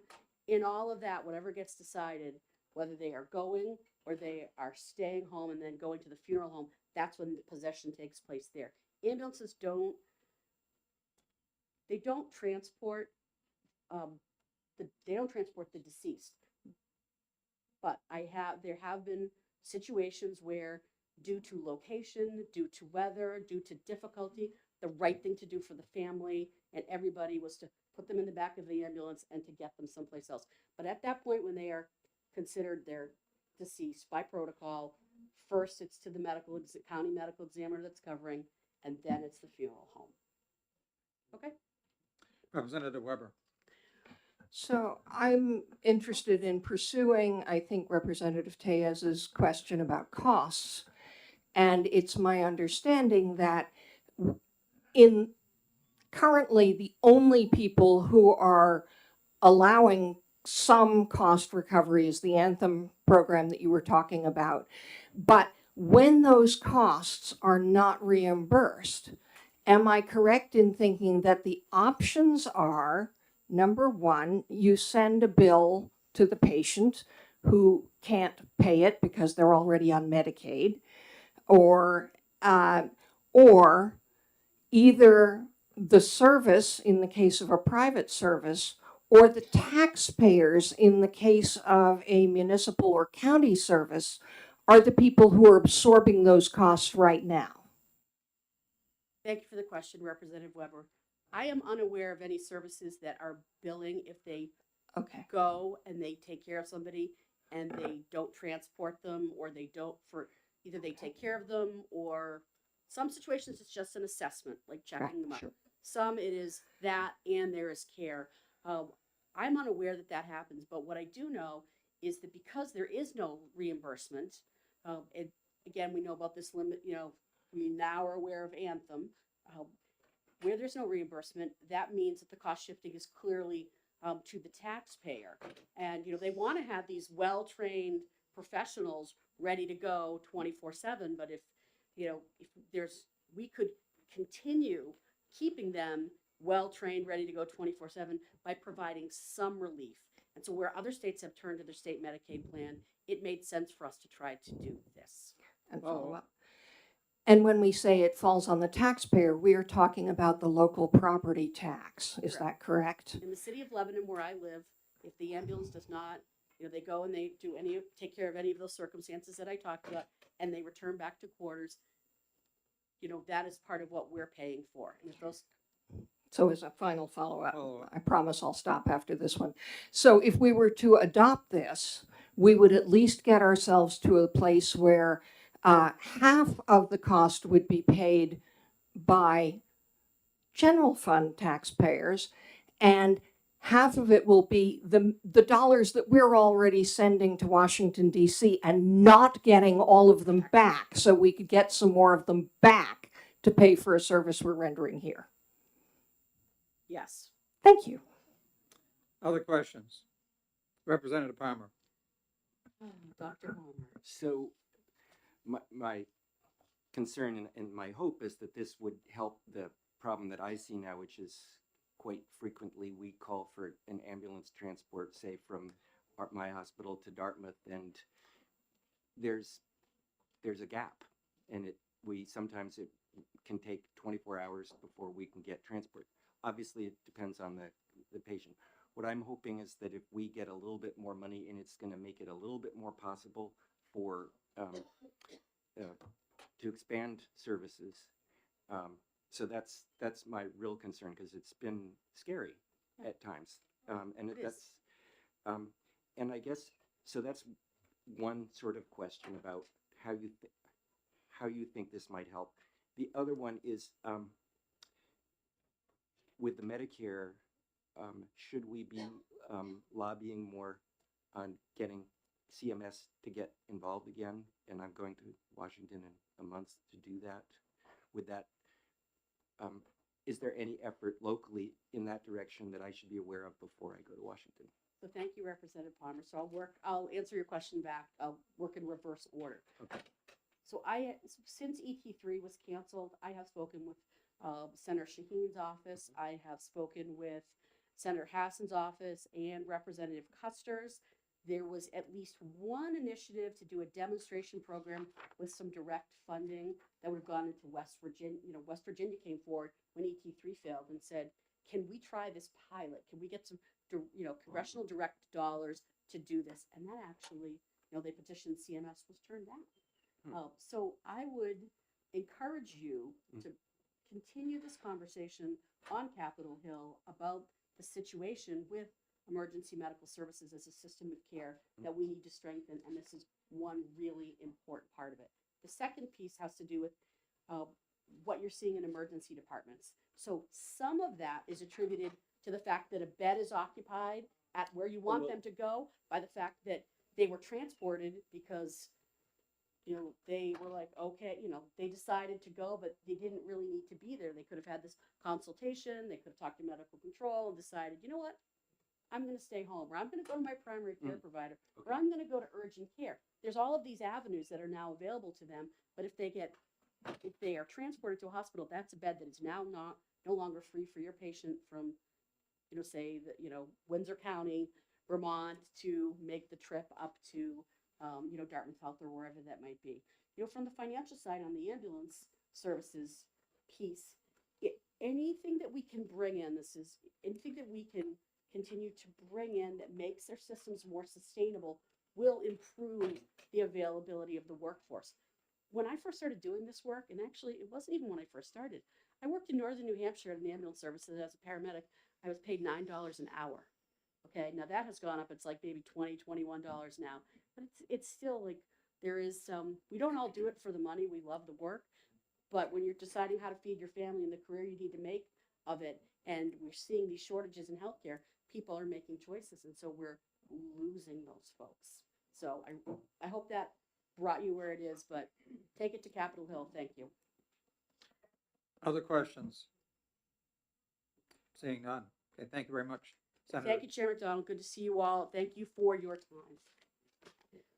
All right, and all my stack of messy papers. All right.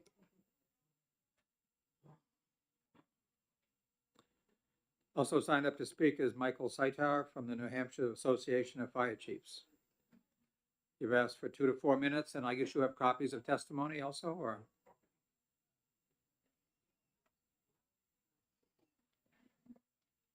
Good morning, Chairman. Thank you for letting me speak on this matter. My name is Mike Seitar. I'm the Fire Chief of the Tilton Northfield Fire District. I run an EMS service for Tilton and Northfield and mutual aid partners in the Belknap and Merrimack County areas.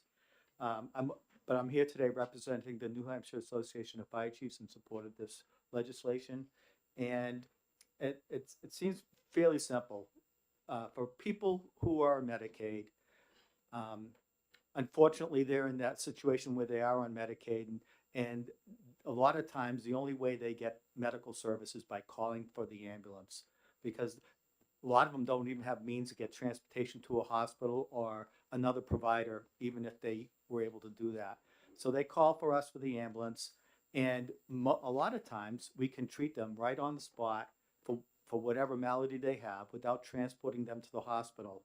But if we don't transport them to the hospital, we don't get any reimbursement from Medicaid for the service.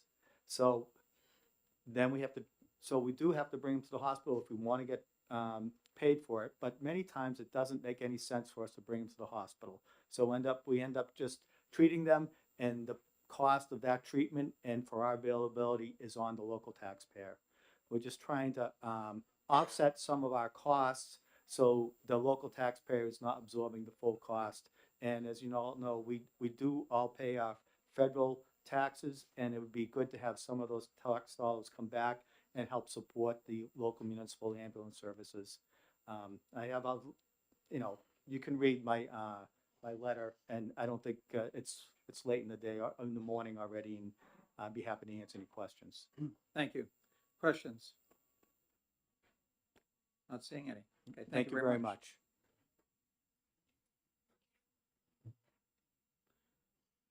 Also signed up to speak is Chris Dewars from the New Hampshire Ambulance Association.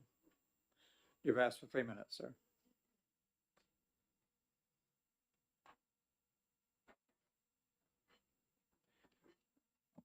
Thank you. My name is Chris Dewars from Hollis, New Hampshire. I am celebrating my 40th year as a paramedic this year, and I represent the New Hampshire Ambulance Association. I won't rehash everything that's already been said, but the Ambulance Association supports this bill. To your point, Representative Palmer, about the availability of services and how this impacts that, this is one piece of a giant puzzle, like a 1,000-piecer that would take you forever to put together, that will hopefully fill a gap for reimbursement that will allow us as an industry to provide more services to people in a more timely fashion. The unfortunate side of that is we seem to be opposed by the insurance industry at virtually every step of the way, which makes it even more difficult as we as an industry are very small fish in a big pond. So I would ask this committee to support this bill. I would also be more than happy to sit on any work group to look at ways that we can make this bill better and define it more clearly that would still get it past the finish line. And I'm happy to answer any questions. Questions, Representative Shapiro. Thank you, Mr. Chairman, and thank you for taking this question. I'm just curious, given that this situation, I assume, has been the situation going back for a long time, and there's so much interest in making a change right now. Well, I'm just interested in what about the current situation? What in terms of the timing of the present moment why is this coming to the fore right now? I think there's a variety of reasons. We, like every other healthcare provider in the industry, have had a very, very difficult time with recruitment and retention after COVID. You see it across healthcare, you see it across public safety. We've certainly had a very hard time with inflation. The cost to train people initially and then retain them with a living wage is astronomically higher than it was.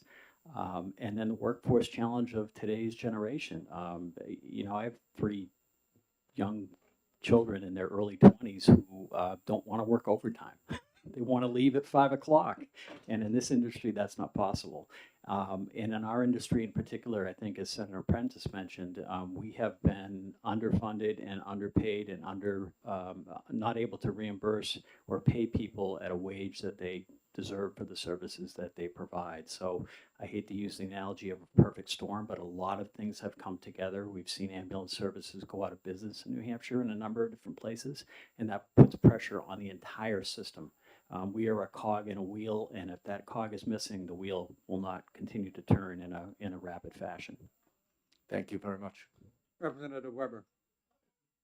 I was going to ask, just as a follow-up to that question, hasn't there also been an evolution over time where ambulance services used to be just transport? That's what they did, and they tried to keep people alive till they got somebody else. Sure. And I'm aware that in my town, sometimes we transport and meet another ambulance where there are more highly trained people who take people farther on. But as time has gone on, the people who arrive at your home are more highly trained and more qualified to provide initial assessment and treatment.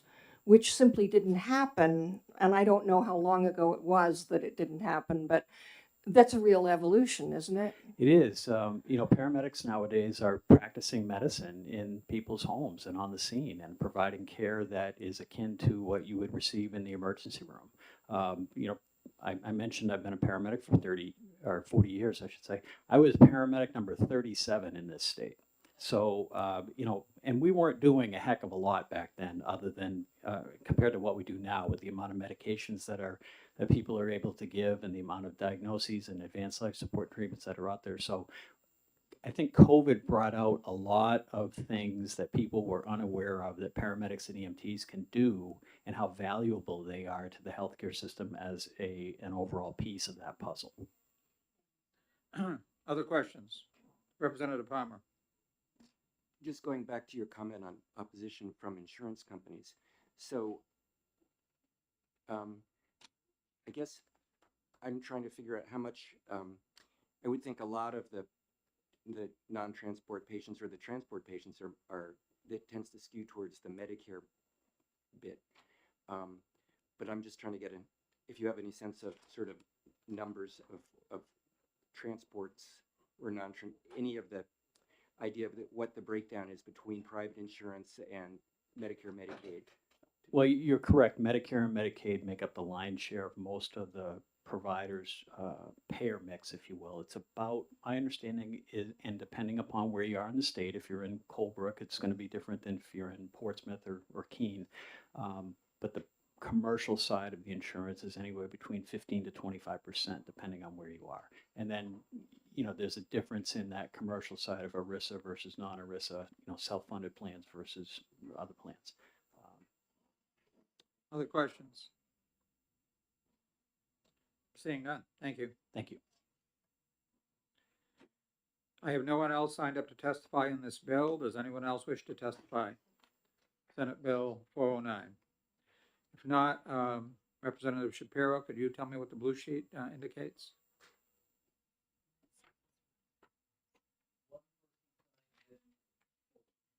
Okay. And on line 6, signed in support and no one signed in opposition. So with that, I'm going to close the public hearing on Senate Bill 409 and open the public hearing on Senate Bill 403 FN.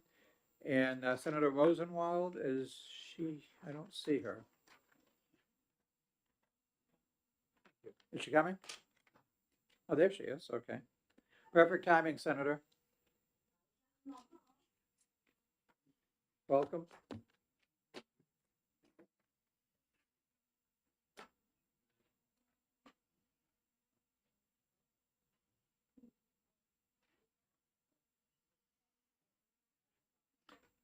Put your microphone on, please. Thank you, Mr. Chairman. Good morning, members of the committee. For the record, I'm Cindy Rosenwald, and I represent Senate District 13 in Nashua. And I'm thrilled, actually, to bring you Senate Bill 403. This is a bill about building up the future healthcare workforce, not just retaining the workforce we have, which I think we all know is not really adequate to meet the demands of our aging population. And the lack of an adequate workforce has not only led to increased costs in the system, as providers have had to pay enormous temporary staffing costs, but there are also indications that quality is at risk. For example, the Kaiser Foundation reports that the number of hours of care nursing home residents received declined by 9% between 2015 and 2023, with nursing hours down a staggering 21%. So in addition to keeping the workforce we have to take action to make sure professionals can work at the top of their scope. And also we need to interest students in health careers. This bill was heavily amended by the Senate. And I don't know if you have the original fiscal note, but if you do, please tear it off. Is that the one And that said 32.1 million? yes, tear that off Okay. and just deposit it in a recycling bin. What the bill basically does two things now. One, it extends the repeal date on the Commission on the Primary Care Workforce. And secondly, it creates a process for OPLC to certify community health workers. Community health workers, and I think there are some here today, are not clinical staff, but they're people who have the experience, the culture, and the language of the community in which they work.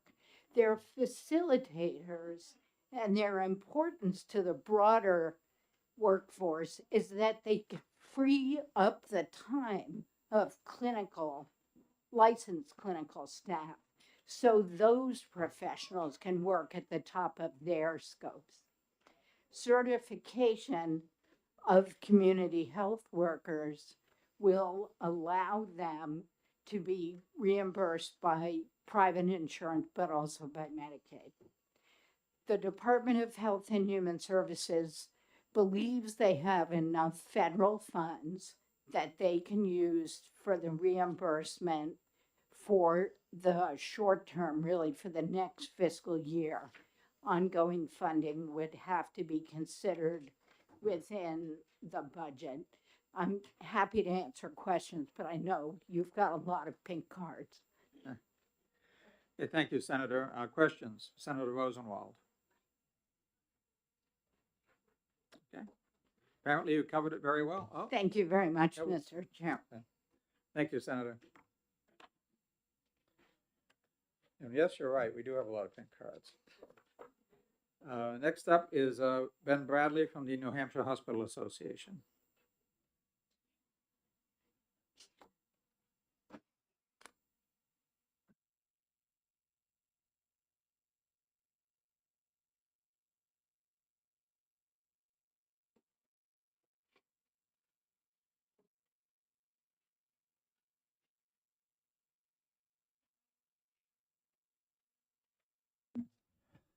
Thank you, Mr. Chairman. Good morning, everybody. Once again, my name is Ben Bradley. I'm the Vice President of State Government Relations for the New Hampshire Hospital Association.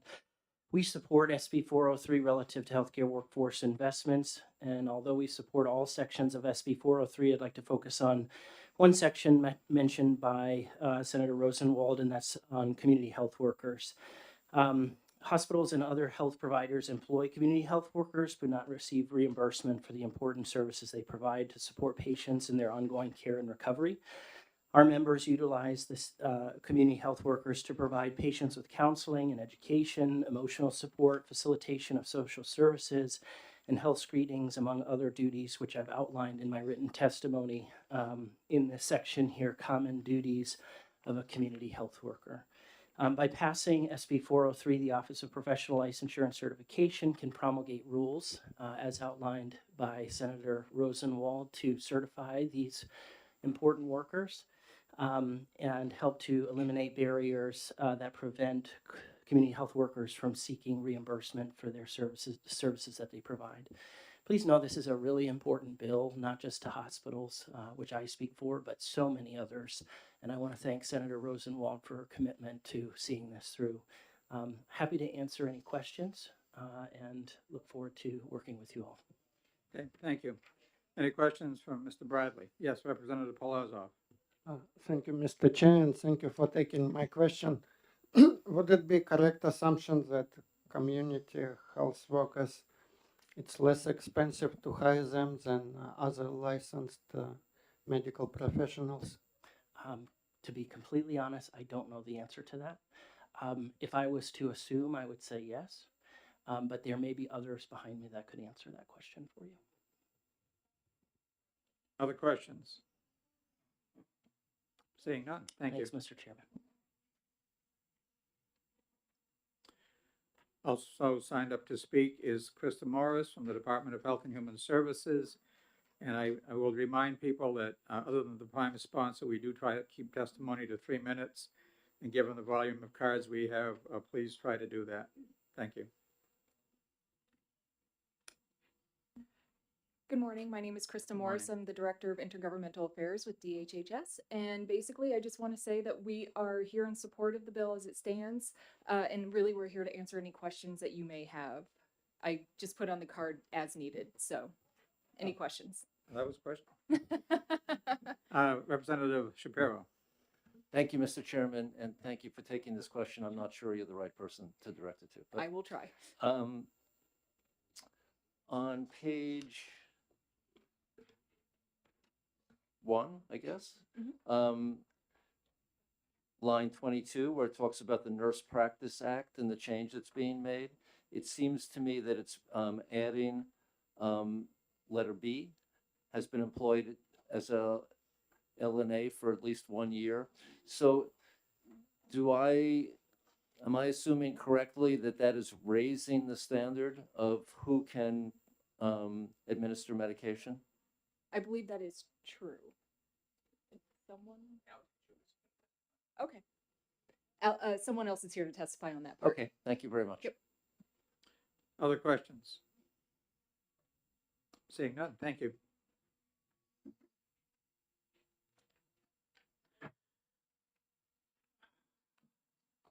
Also signed up to speak is Weska Castillo from the City of Nashua Public Health.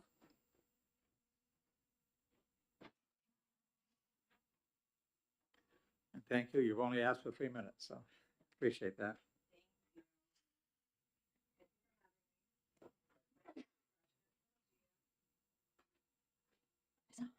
Thank you. Again, my name is Gracia Castillo. I am here on behalf of Public Health for the City of Nashua. I am currently a community health worker. I am one voice speaking to you all today, but I am here on behalf of many community health workers. I am in support of this bill. As a community health worker, my professional development started in 2015, mainly in clinical settings and hospital settings. I have worked alongside many professionals. I've gained my trainings and education through these professionals. Certification is important to us, like many have said, to sustain the workforce. Starting work in 2016, I saw that funding came and went. My work wasn't sustained by the funding that was being provided. My positions have changed in various years, but my passion for providing community health work to the community I serve, I am bilingual. I am Hispanic background, coming from a family that where there was only one adult who spoke English. That baton was passed to me at the early age of 12, so I consider myself to be a community health worker since then. This is what I love to do. My accreditation right now is the words of my peers that I help in the community I serve, and the outcomes that those things provide. Like I said, certification is important, and sustainability for us to continue to do the things we love to do for our community. That's it. Thank you very much, you guys. Thank you. Any questions? Seeing none, thank you very much. Thank you. Also signed up to speak is former Senator Peggy Gilmore, representing the Greater Nashua Chamber of Commerce. Senator, you've asked for 2 minutes.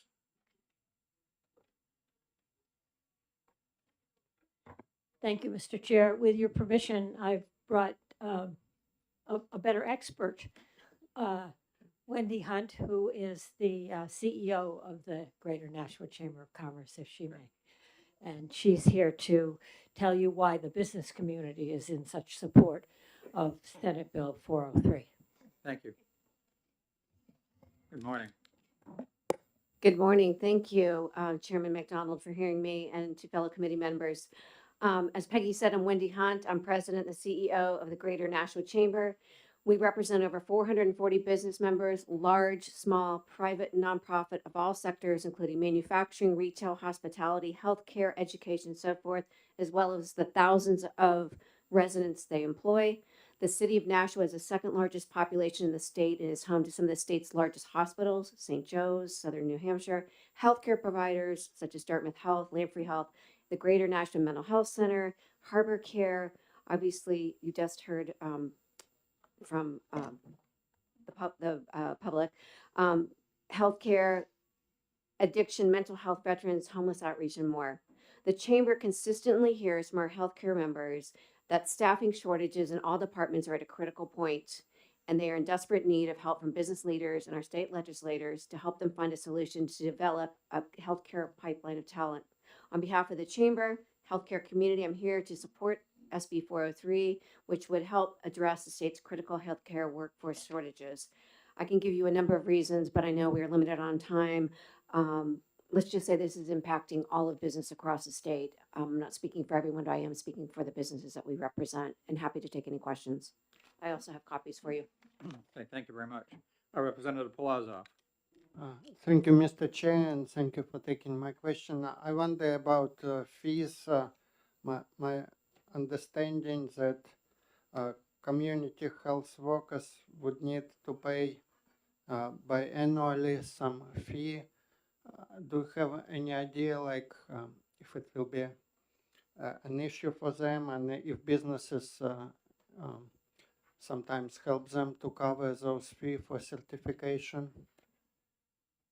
I'm really not, do you know, Becky? Not an expert on that, sorry. I think there are people behind who will address that, but certainly often representative, an employer or potential employer will pay a fee depending on the case. But ask again. Other questions? Seeing none. Okay, thank you very much.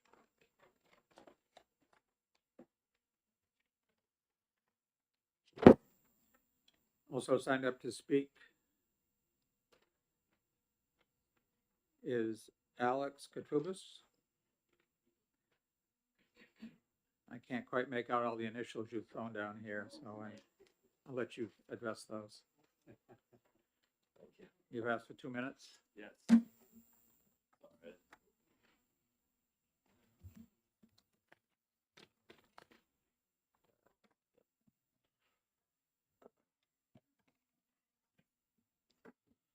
Thank you, Mr. Chair, members of the committee. I'm Alex Katrubis. I'm here to represent the long-term care community, specifically New Hampshire Association of Residential Care Homes and the New Hampshire Healthcare Association, which is the association of the private nursing homes.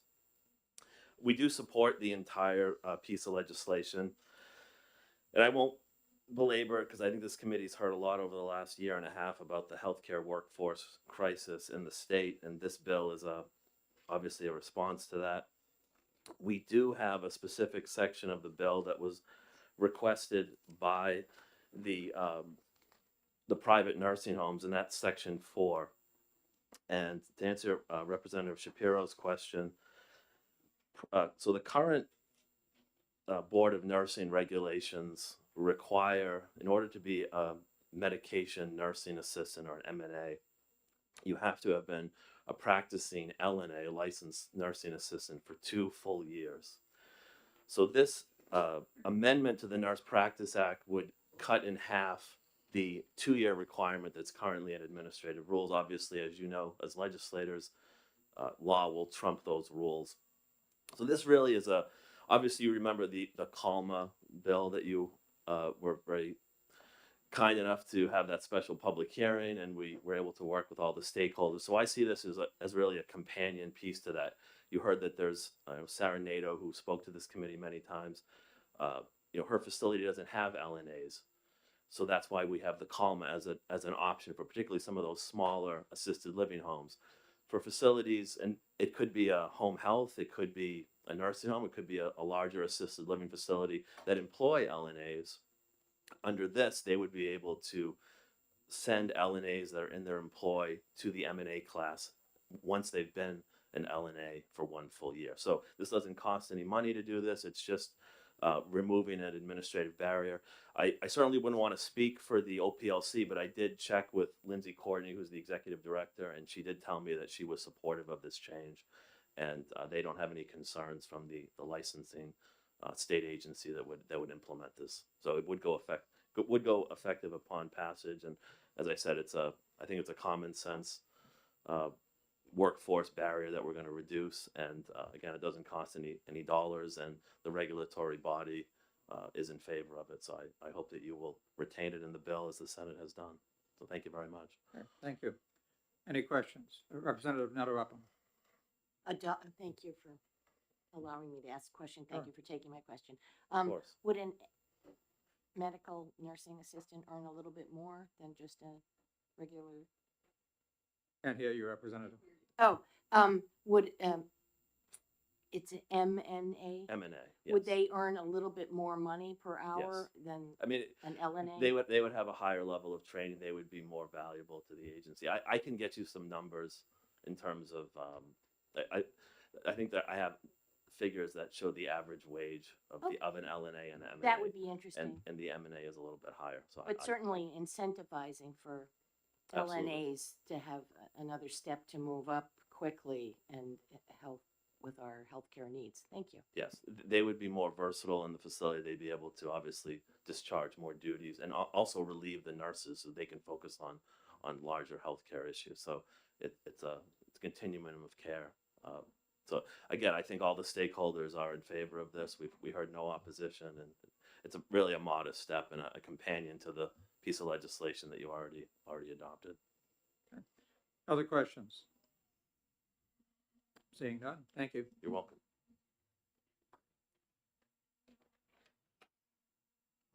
Also signed up to speak is Christine Stoddard from Bi-State Primary Care Association. I'm happy to go last.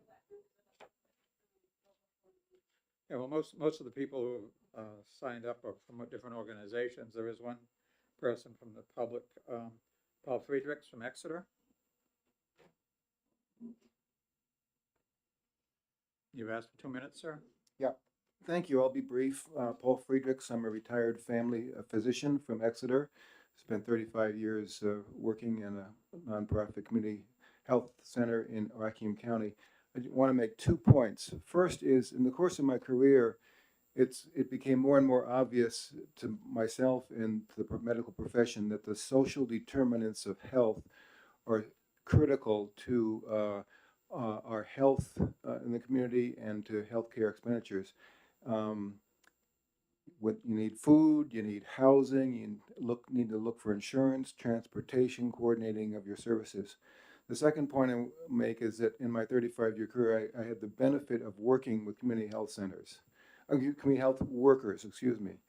So I'm very much in favor of the process for them to be certified and then to progress to enhance their professional ability to work in the system and seek reimbursement from insurers. Family doctors have a lot to do. Primary care physicians have a lot to do. We need help. And community health workers can step up and provide that help, address the social determinants of health that is critical to our patients, and make a big difference in the long run, save a lot of money by helping us keep people out of emergency rooms, in their own homes, out of the hospital, out of nursing facilities. So it's a slam dunk as far as I'm concerned. Thank you for listening to me. Any Thank questions? you. Are you taking any questions, sir? I don't know if we have any. Representative Palmer. Thank you, Mr. Chair, and thank you for taking the question. I was also in primary care before I became a hospitalist, and I wonder if you had the same experience with community health workers, which I found a godsend when we had them, but we'd get a grant and we'd have them, and then we'd lose the grant and they would go away. Yeah. And so, I mean, Well, that's why this certification process is here, to make them more sustainable. And it sounds like we have people like the woman who spoke earlier who are happy to do their careers and very interested in doing that, highly motivated. individuals serving in these positions. I had the benefit of serving in a federally qualified community health center, so we had more consistent funding. But yeah. Representative Polazov. Thank you, Mr. Chair, and thank you for taking my question. I wonder what will happen to a community health worker if they fail to pass certification? I have full confidence that the individuals that I worked with, community health workers, would have no trouble. They've committed time, years in their lives often, and are highly motivated. I don't see it as being an extremely, high-end test that they'd have to take. It would be showing that they have skills, they have aptitude, and interest. So I'm not too concerned about that. Thank you. Other questions? Seeing none, thank you. Thank you. Also signed up to speak is Paula Smith from Southern New Hampshire, AHEC. Thank you. You've asked for 3 minutes.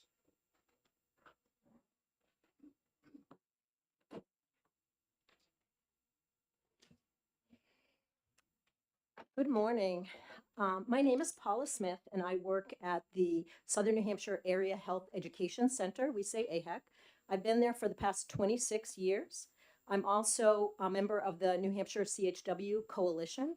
I've been working on issues related to community health workers here in New Hampshire since 2005. So I'm here to really encourage you to invest in the New Hampshire healthcare workforce. I care deeply about all pipeline, but today I just want to talk about, as people have said, community health workers are key members of the healthcare team. They act as the bridge between the community and the healthcare system, including behavioral health and oral health as well. CHWs are trusted members of the community who help people with the non-medical aspects of their lives. As Dr. Friedrich said, the social determinants of health are key to our health. 80% of our well-being is a result of where we live, work, and play, while only 20% is dependent on the health care that we actually receive. Currently, CHWs are supported primarily by grants, and CHW certification will assure that we can find ways to reimburse them for their services and sustain this crucial member of the workforce. We recently conducted a survey of community health workers using nationally recognized indicators called the CHW Common Indicators Project. Highlights of this report show that 58% of community health workers in New Hampshire work in community-based organizations, family resource centers, schools, insurance providers, and local health departments. 42% work in clinical settings such as hospitals and federally qualified health centers. CHWs are most likely to provide care coordination and system navigation roles, as well as advocating on behalf of individuals and communities. 78% of the CHWs report working with people experiencing homelessness, substance use disorders, or people with disabilities, and some work with all three groups. So we have been asking over the past year to have CHWs share their stories so you could really learn about what they do out in the community. One CHW shared a story with me about helping a person who was living in a van. The person helped the person get glasses, which allowed him to get a job. He was then able to get an apartment on his own. So helping to build an individual's capacity to care for themselves is a fundamental part of the CHW role. Other themes that emerge from the stories include helping people manage their chronic illness, connecting people to needed resources, and providing linkages to organizations that can meet their health and behavioral health needs. Support of this bill will help New Hampshire care for the people living here. Thank you. Thank you. Perfect timing. Any questions? Representative Shapiro and then Representative Cannon. Thank you, Mr. Chairman, and thank you for taking the question. There's been a good deal of discussion about, among other things, about reimbursement for these services once someone is certified. And I see at the very end of the bill, it talks about Medicaid applying for a Medicaid state plan amendment? a Medicaid state plan amendment. Thank you. And so my question really is, have those been requested in other states and approved in other states? Yes, absolutely. And as part of the New Hampshire CHW Coalition, we have a certification committee, which is working on drafting rules that we can work with OPLC to do, and thinking about other ways of, looking, part of our research was looking at what other states have done, including, exploring the physician fee schedule for Medicare, the state plan amendment, and working with other insurance companies to see if we can get help to cover the costs. So do you have an idea of how many other states have received approval for reimbursing community health workers? I don't have that information on the top of my tongue, but I could find that for you. Okay, thank you very much. Other questions? Seeing none, thank you. Thank you. Also signed up to speak is Carly Hughes from Southern New Hampshire Area Health Education Center. You've asked for 3 minutes. Hello, my name is Carly Hughes, and I'm a community health worker. I've now held 2 roles as a community health worker. In my first role at a federally qualified health center, I worked directly with patients in the primary care settings as well as in the community. In the community, I was able to meet people in their own space and discuss how to access medical care and how to overcome barriers. In this role, I also became certified to become a health coach. As a health coach, I would meet with patients that had chronic illnesses. One woman I worked with was living with high blood pressure, high cholesterol, and obesity. Working with her was wonderful. We met bi-weekly, and through the use of motivational interview, we were able to set obtainable goals, making small changes weekly. Throughout our sessions, she was able to make major life changes, become healthy and more active than she had been in a long time. This woman looked forward to spending time with her daughter outside again and was able to regain access to some wonderful parts of her life that she had been missing. I also had the privilege to work in a mobile healthcare setting, bringing the care to the community in spaces where it was needed. Along with providing medical care to our patients, through our providers, we were able to assist in accessing resources and ways to have their needs met. I also got to spend time working in reverse primary healthcare integration programs, primary care within the community health care center. Here, I was able to work closely with a population that statistically does not receive the health care they require and often die 25 years earlier on average than those outside of the mental health care system. Well, in this setting, I was working with one woman in particular that had extremely high anxiety. She needed routine medical care, and that was hard for her. Oftentimes, patients are given referrals to obtain care with a specialist, and as I'm sure you all know, this can be difficult. You get a referral, and then that place doesn't take your insurance, or you need an immediate appointment, and they give you one that's 6 months out. This is challenging for anyone, and then when you have a patient who's already struggling with navigating the healthcare system, has had experiences that may not have been the best in the past, I'm happy to be there. I'm happy to be able to help. Working with this individual, I made sure she not only had everything she needed, but I was also able to put the pieces together for her. With that support, she attended her appointment and got the care that she needed. I think it's important to remember that we are here to help the community members attend to the things they need to do. We are not enabling people to become dependent on a system. Instead, we are giving every interaction the best chance to become successful. We are here to cheer them on and then to navigate the barriers when they arise. In my current position, I am what I like to refer to as a community health worker for community health workers. I'm a program coordinator. I assist in facilitating community health worker training that is offered by my organization. I truly love seeing the growth during a class, and I'm looking forward to continuing to be a resource for all community health workers. Community health workers are doing great work. There are many spaces, not only in healthcare, but mental health, family resource centers, schools, and more, where CHW integration has yet to start. Obtaining community health worker certification will help sustain the current workforce and continue to provide our communities with the support they need. Our communities need our help, and we want to be here to close the gaps. Okay, thank you. Representative Shapiro. Thank you, Mr. Chairman. I wonder, in your role as a community health worker or now as in supporting other community health workers, how will this change? You're already doing it. So how will this change, this added certification, enrich your experience as a worker? When I say enrich, I don't expect you to get rich, but how will How will it change, either materially or otherwise, I really- your situation? I feel that the workforce will be able to expand. We'll be able to, you know, I work with a lot of people who are community health workers, and it's grant funded, so they don't know what's happening at the end of this grant. They don't know how long the work is going to be sustained. So being able to be comfortable in your position and continue working for it, I think is going to be huge for the position. Thank you. Representative Palazzo. Thank you, Mr. Chair, and thank you for taking my question. I'm trying to look into some additional load on community health workers. So obviously, they would need to pay by annual fee, but also page 4, lines 31 and 32 talks about any rules promulgated by the executive director. So you will have new administration above you promulgating additional rules on you, maybe additional paperwork. So I wonder how it affects the amount of work you will be able to do besides following additional rules and such.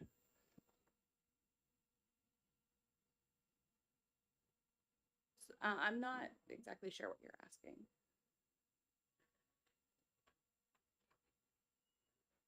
So I just wonder if we create this new administration above you, and they will require you to spend time for certification, to pay fees for certifications, to follow some additional rules and paperwork, that it will take from your ability to provide actual work.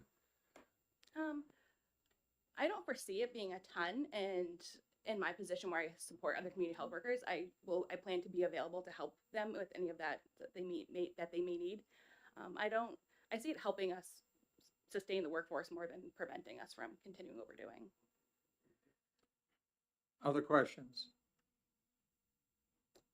Seeing none. Okay, thank you. Thank you. Also signed up to speak is Patricia Glastetter from the City of Nashua Public Health Department. Did I pronounce that correctly? Glastetter, you did very well. You've Thank asked you. for 2 minutes. Thank you very much. Good morning, and thank you for this opportunity to speak in support of Senate Bill 403, and specifically to the certification and investment into our community health workers. My name is Patricia Glastetter. I'm a public health nurse at the City of Nashua Public Health Department. Greshka behind me that spoke earlier, she and I are co-workers. So I am very much in support of that portion of the bill. Our public health team works in collaboration with our community partners, including nonprofits, healthcare systems, private organizations, and government agencies to deliver services throughout the 13 cities and towns in the Greater Nashua Public Health region. It's a very large area. Without adequate funding for the healthcare workforce, including our community health workers, we risk a weakened defense against outbreaks, slower response times to health emergencies, and diminished community health services. This shortfall could lead to increased disease transmission, heightened health disparities, and a strain on healthcare systems, ultimately compromising the overall well-being of our New Hampshire residents. In closing, in our healthcare and public health workforce, it's a measure to prevent these potential consequences. Supporting Senate Bill 403 is an essential step to safeguarding the health of our New Hampshire communities. I thank you all for listening and your considerations to this portion of the bill. Thank you. Any questions?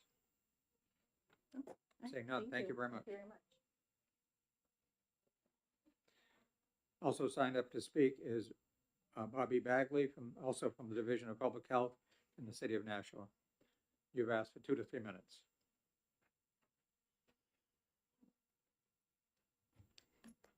Good morning and thank you. My name is Bobby Bagley, and I am the Chief Public Health Official for the City of Nashua's Division of Public Health and Community Services. And I actually have a team of community health workers that are working out of our health department. I am in support of Senate Bill 403 for the very reason that the work that the community health workers does touches so many lives, not just the individuals that they serve, but they're also in support of the partnering organizations that we work with, they are the liaisons between the community and between the organizations as well. And I'll just tell you a quick little story. So we have the opportunity, they're the boots on the ground. And so they are the ones that have that extended hand or provide that soft handoff between the organizations that might be providing services to the community themselves. So we have one individual that one of our community health workers met during outreach who was living in a tent, was able to connect with this individual, build trust with this individual. They had been living outside for 8 years. Also was able to build a relationship with a landlord and was able to get this individual housed in an apartment. This was an individual who had issues with substance use disorder, but was in recovery. And in order to sustain recovery, you need to have housing. You need to be able to not think about things that are going to cause barriers for you. So the community health worker, as this liaison between this individual and this landlord, was able to get this person housed. And one of the things that this individual shared with us was they are in a better position now because they'd rather spend their money on paying for supporting their housing needs than paying for substances. So they play a very important role in helping with the social determinants of health, as you've heard. The community health workers are there to make phone calls. They've helped people get their driver's licenses. They've helped them get their ID so that they could get jobs. They're also helping individuals get employment. So this workforce has been substantial for us. And as Greshka has mentioned, they love the work that they do. The certification will allow for us to maintain sustainability of this workforce. You've also heard about, we have these individuals in place because of grants. The grants come and go. At the beginning of this year in January, I had to start telling my team, I may not have funding for you in 6 months. So that's disruptive for them. And then one of the first questions they asked was, what's going to happen to all the people that we now make contact with if we're not here to help them continue on their journeys, either in recovery, preventing evictions, reducing emergency room visits, or just making contact with people to reduce social isolation. So I stand very firmly in support of this certification for the community health worker and Senate Bill 403, and I hope that you will as well. Thank you. Thank you. Any questions? Seeing none. Okay, thank you. Thank you. And now Christine started, you're my last pink card, or you want to testify? Bi-State Primary Care Association. Thank you and good morning. As the chair said, my name is Christine Stoddard and I work for Bi-State Primary Care Association. We represent New Hampshire's community health centers, which serve over 100,000 patients and many of them children. And we also work with the area health education centers, like Paula mentioned earlier. I want to stress that our Bi-State and our members are very much in support of this bill, but what's important to remember about the community health worker piece is that it's voluntary certification. So we worked very closely with the CHW community to draft this legislation, and of course with Senator Rosenwald, because not every organization that has CHWs takes Medicaid or accepts commercial insurance. So we want to make sure that we don't harm CHWs who are currently working with organizations that might not accept insurance. So it is completely voluntary. And so if an organization accepts Medicaid after the state plan amendment is approved by CMS, they will be able to bill Medicaid for those CHW services, which will then sustain that workforce.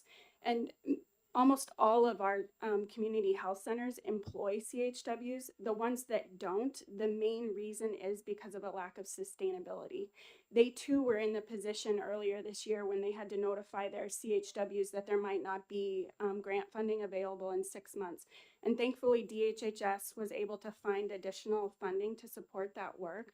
But had they not, those CHWs would have been would have likely lost their jobs.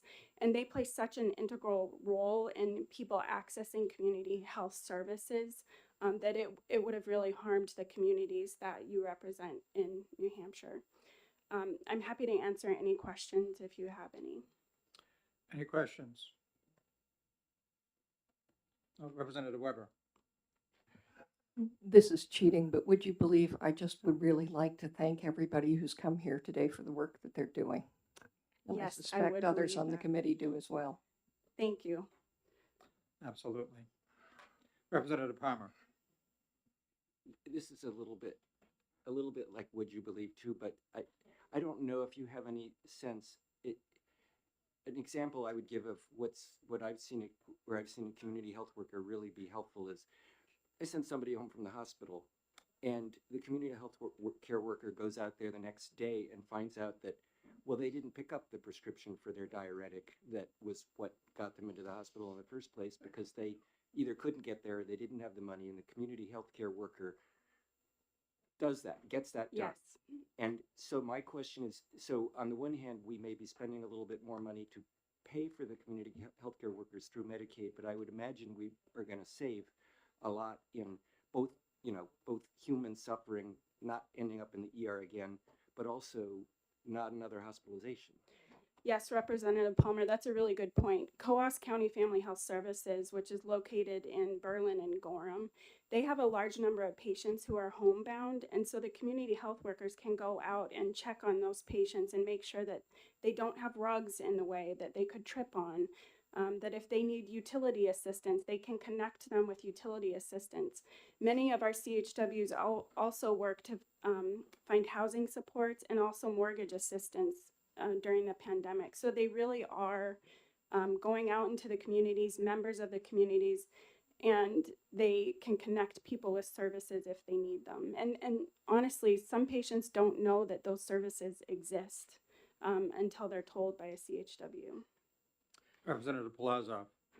Thank you, Mr. Chair, and thank you for taking my question. I don't know if you are right person to ask this question, but maybe you were at previous hearings on this bill.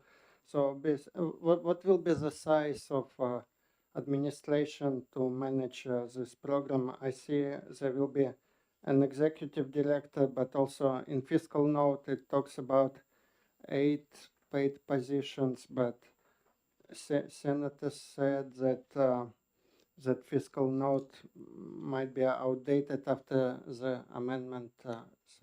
Yes, the fiscal note is outdated. So those were relating to appropriation sections that were removed by the Senate. And the executive director position that's mentioned in that CHW language is actually the director of OPLC. So we will work with OPLC to draft the rules for the CHWs, and it was written that way so that we don't create additional administrative burden for the state of New Hampshire. And it was modeled after the ophthalmic dispensers, which already exist. Other questions? Okay, I'm seeing none. Thank you. Thank you. No one else has signed up to testify. I have no other pink cards. Does anyone else wish to testify? Representative Shapiro, could you tell me what the, Ms. Dyer, one of you? How many people signed up for and against? No con, okay.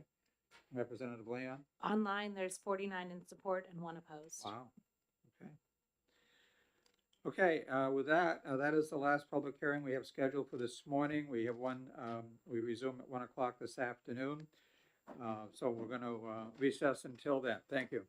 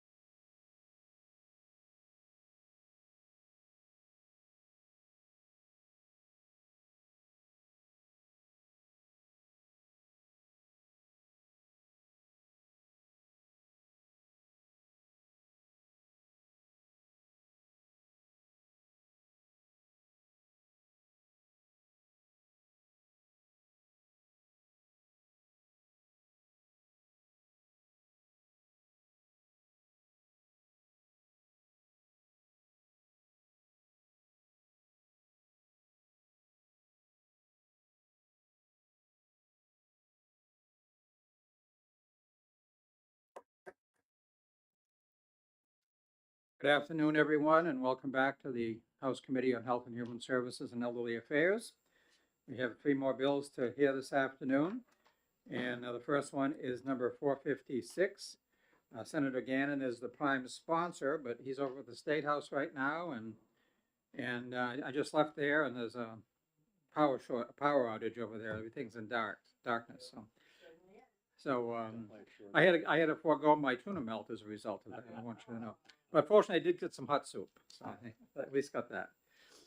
So in Senator Gannon's place, we once again have Grant Bossy, the Deputy Chief of Staff of the Senate. Do I have your title right? That is correct. Okay. Well, welcome back. Thank you, Mr. Chairman. It's good to be back before the House Health and Human Services Committee. My name is Grant Bossy, Deputy Chief of Staff for the New Hampshire Senate, here with the thanks of Senator Bill Gannon for your courtesy. As you may know, Senator Gannon was in the hospital for 6 weeks last year. He spent a lot, and he's a talkative guy. So he had a number of conversations with the nurses that took such good care of him. And he said, well, what can we do in the legislature to make your life a little easier? And the answer he kept getting was, help us with the student loans. As you know, we have a healthcare worker shortage in New Hampshire. We are having a hard time at all levels of New Hampshire's healthcare system finding and retaining trained healthcare professionals such as registered nurses and other nursing professionals. Senator Gannon brought in SB 456 to try to address this workforce shortage as a way to provide benefits to nurses, particularly at the beginning of their career, paying off their student loans. He believes that this sort of incentive program will become a magnet to bring just graduated nursing students to New Hampshire hospitals and healthcare facilities, and to keep them here as they start their career and start their families. The bill is amended by the Senate, would add $300,000 to the Department of Human Services State Office of Rural Health for a dedicated non-lapsing fund under the Student Loan Repayment Program. It also directs DHHS to report to the legislature on ways to cover nurses that might not qualify for this current program to make sure that we're addressing everybody that we might want to get here. I would defer technical questions to the department, to some of the healthcare groups that are here behind me. But if you've got any questions for Senator Gannon specifically, I can make sure to get you an answer. Okay. Representative Shapiro. Thank you, Mr. Chairman. I'm not sure if this is a technical question or not, but feel free to wave it off. So I know there's currently a program for healthcare workers in general. I think it's called the SLRP program. Mm-hmm. And I guess I'm wondering why having a different separate program specifically for nurses? Maybe if there is it just kind of to add more to what we can do, or is there a specific reason why we're creating another program for one group of people? That's an excellent question. It's one that the Senate Health and Human Services Committee also asked Senator Gannon. He had set it up originally as introduced as a separate program, and what they decided to do was work it into the SLRP program. But that's concentrating on rural health, so there might not be it might not cover all facilities that might not qualify as rural under the student loan repayment program. And that's why we have the reporting requirement to say, okay, we're putting $300,000 in there. Let's get this going, a little boost to nurses through the current pipeline. But if it's not covering anybody, come tell us what we can do to make sure it's covering everybody we need to. So yeah, the Senate in its amendment put it through the SLRP program rather than a separate pipeline. Thank you very much. Other questions? Representative Palazzo. Thank you, Mr. Chair. Thank you for taking my question. I'm just trying to figure out the numbers. So the bill talks about appropriation of 300,000, and then annual cost is listed as over 17 million per year.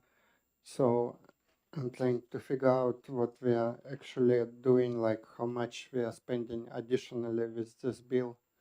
It is amended to a one-time non-lapsing $300,000 appropriation. That's the price tag. That's the total cost. The fiscal note that's attached to the bill as it was introduced. So that is no longer applicable. That's how the program was introduced. Representative As Weber. amended, it's a one-time $300,000 appropriation. Representative Weber, you wanted to add to that, or? No, that's exactly right. Okay. Just for anybody's information, they always come with a fiscal note that was drafted when the bill was submitted. And sometimes we get extras. We got 3 or 4 new redrafted fiscal notes today, but what's attached to the bill is often no longer what the cost is. And this is a clear one-time 300,000, if I'm not mistaken. Yeah, that's correct. If you'd like LBA, I'm sure they could produce an updated fiscal note to you. But in this case, the bill, it's 2 paragraphs. Yeah. There's a number in, it's not as needed. It's very clear in the bill text itself that it's $300,000. It's one time. It's non-lapsing. Thank you. Other questions? Seeing none, thank you. Thank you. And Mr. Chairman? Yes, Representative Weber. Could I just ask if somebody down by the door might close it just because the comings and goings is Sure. in the hall? Mr. Bossy, since you're up, could you close the door for us? Thank you. I appreciate it. Yeah, also signed up to speak is Sean Jackson and Danielle Hernandez from the Department of Health and Human Services.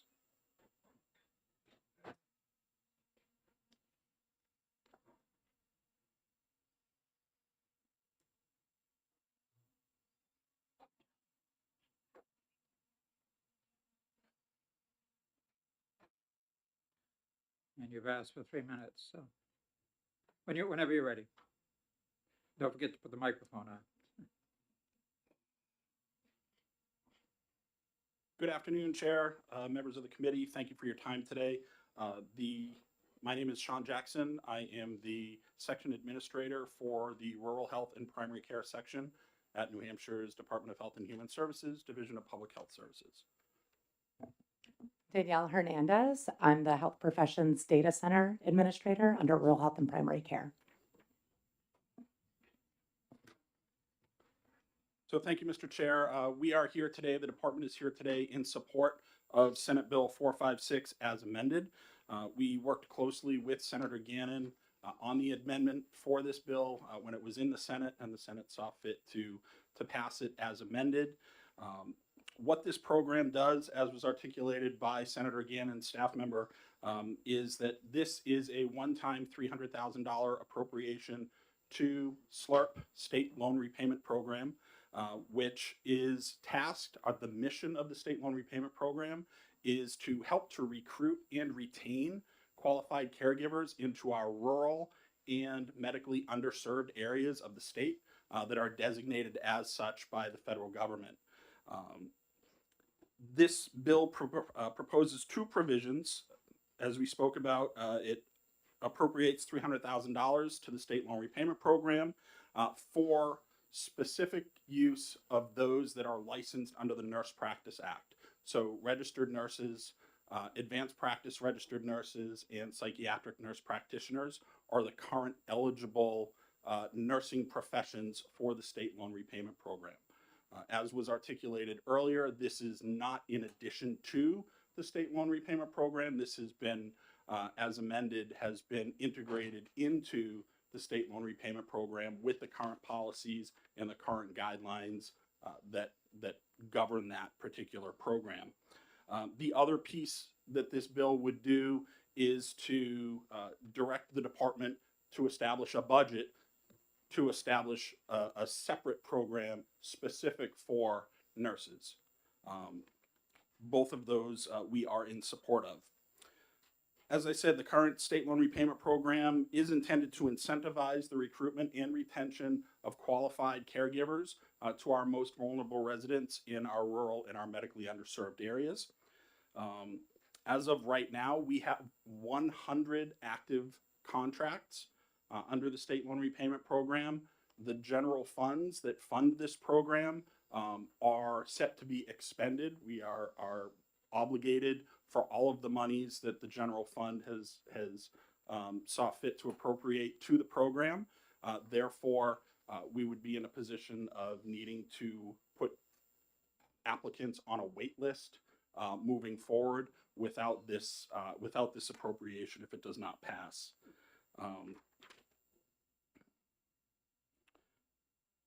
Some of the things that this bill will do, the $300,000, will fully fund 6 to 10 full-time contracts with nursing professionals into, again, our rural and underserved areas. Over the course of a 3-year contract, so these contracts are 3 years long for a full-time commitment or 2 years long for part-time service in a rural or underserved area. On the 3-year contracts, depending upon the tier, so physicians and dentists receive the top tier because they tend to have the highest loan burden that they carry. And then $45,000 over the course of a 3-year commitment for full-time nurse practitioners, and then $30,000 a year, $30,000 over the course of a 3-year contract for registered nurses working in primary care. So 6 to 10 full-time contracts, given the average patient load that a medical professional will see of about 3 patients per hour over the course of a 3-year full-time contract, this single appropriation has an impact on over 15,000 patients in New Hampshire's rural and most underserved areas. Thank you for the opportunity to provide testimony. I'm happy to answer any questions. Thank you. Any questions? Seeing none. Okay, thank you.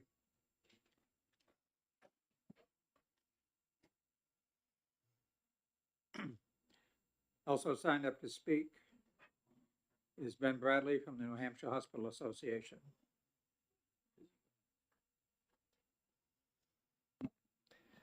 Thanks, Mr. Chairman. I think this is my final appearance today before the committee. Got 2 more bills. Just as a reminder, my name's Ben Bradley. I'm the Vice President of State Government Relations for the New Hampshire Hospital Association.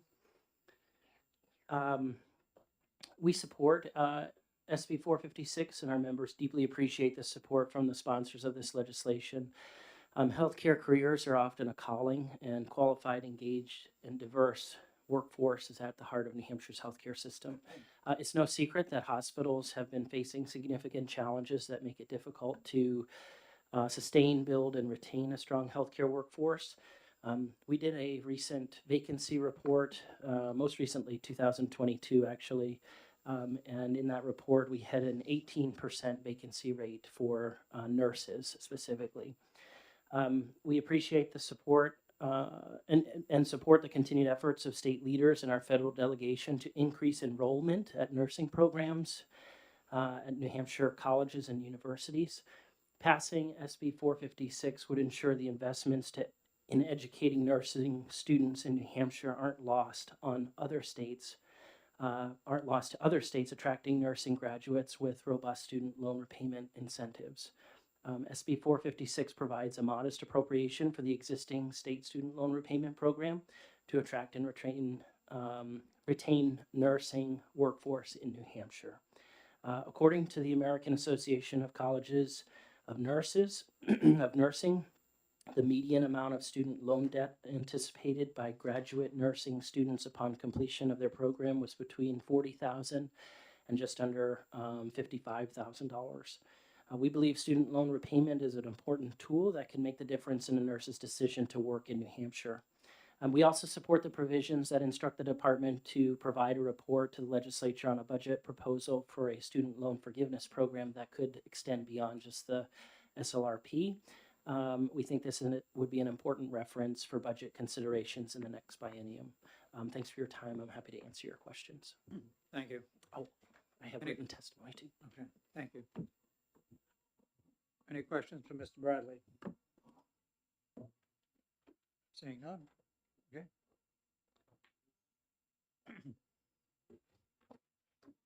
Thank you. Thank you, Mr. Chair.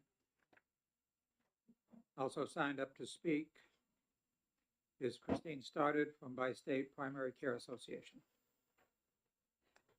And once again, you're the last one. I'll take that as a compliment. Well, Um, I think in the Bible they said she who's first will be last or something like that. Thank you.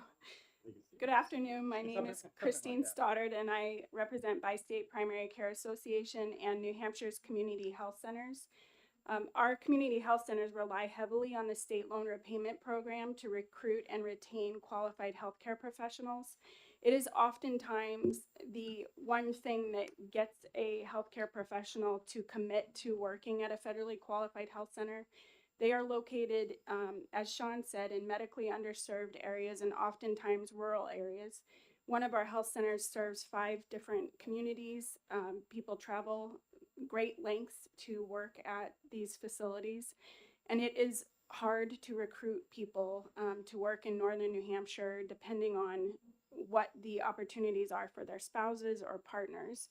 And the state loan repayment program provides a carrot to get people in the door and keep them there. Our health centers would love to see additional funding to the state loan repayment program. As many of you know, federal student loans were paused during the pandemic and they were turned back on last fall. And in 2019, the legislature approved a budget that included $6.5 million for the state loan repayment program. Much of that funding was used for the state's pandemic response, but the state did retain over $4 million for SLRP. And that money, as Sean mentioned, is now gone. And so that demonstrates the need for the state loan repayment program and how much we rely on it.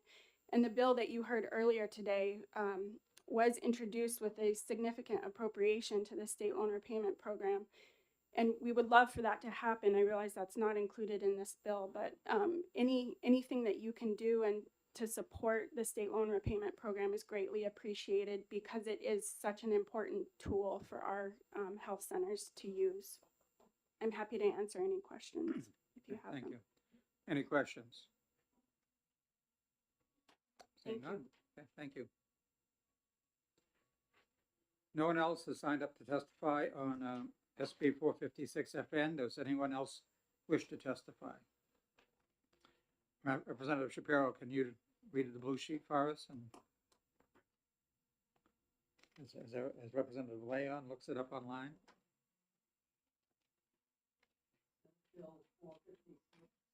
Yes.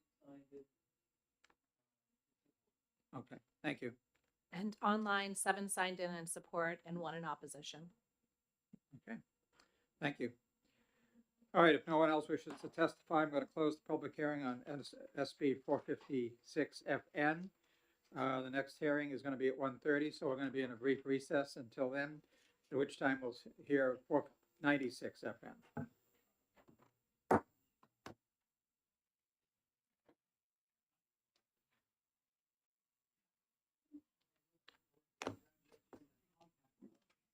Erica? Yeah.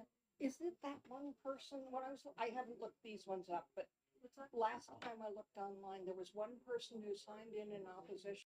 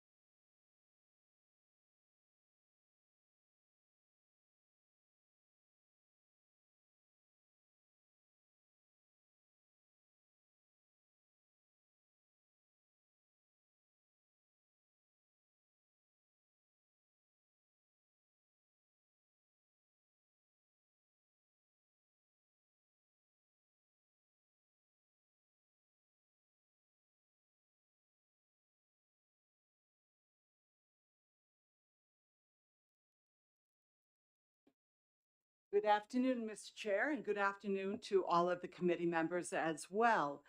Thank you so much for hearing me today. My name is Shannon Chandley, and I have the honor of serving the people of Milford, Merrimack, Amherst, and Wilton, District 11 in the State Senate.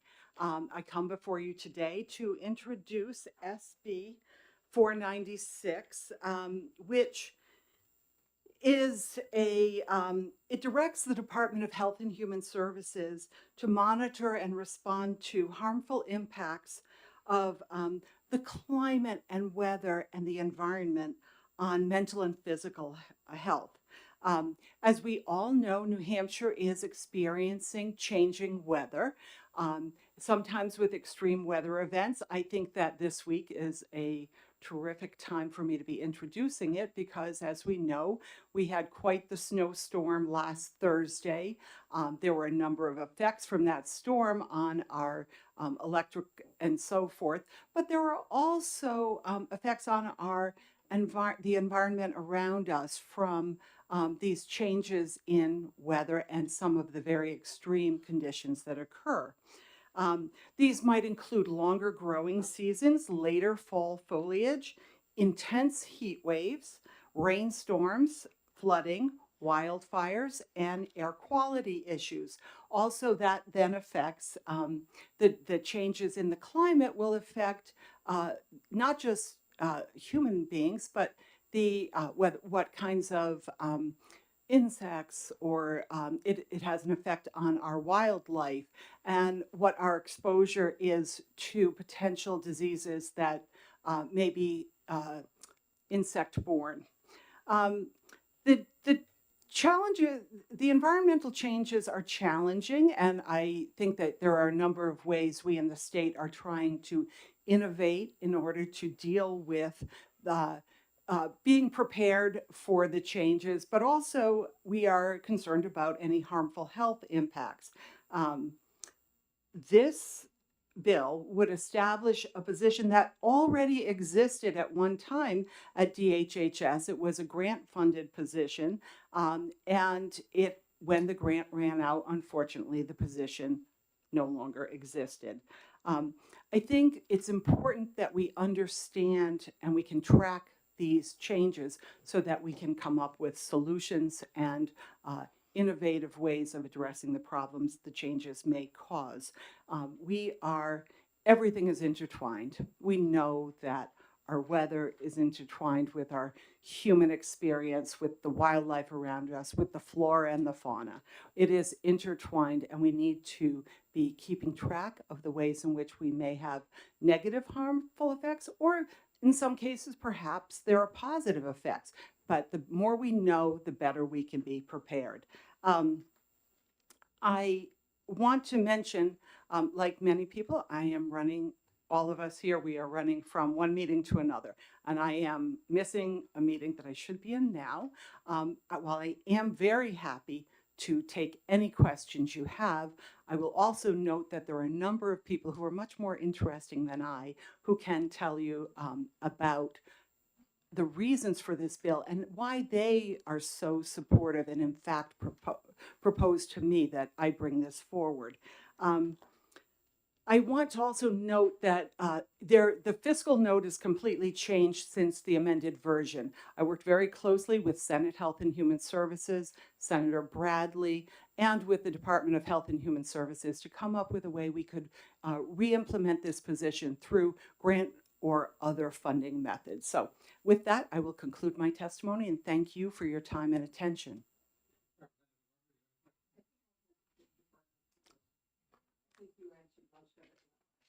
Okay, thank you very much. Thank you so much. Thank you.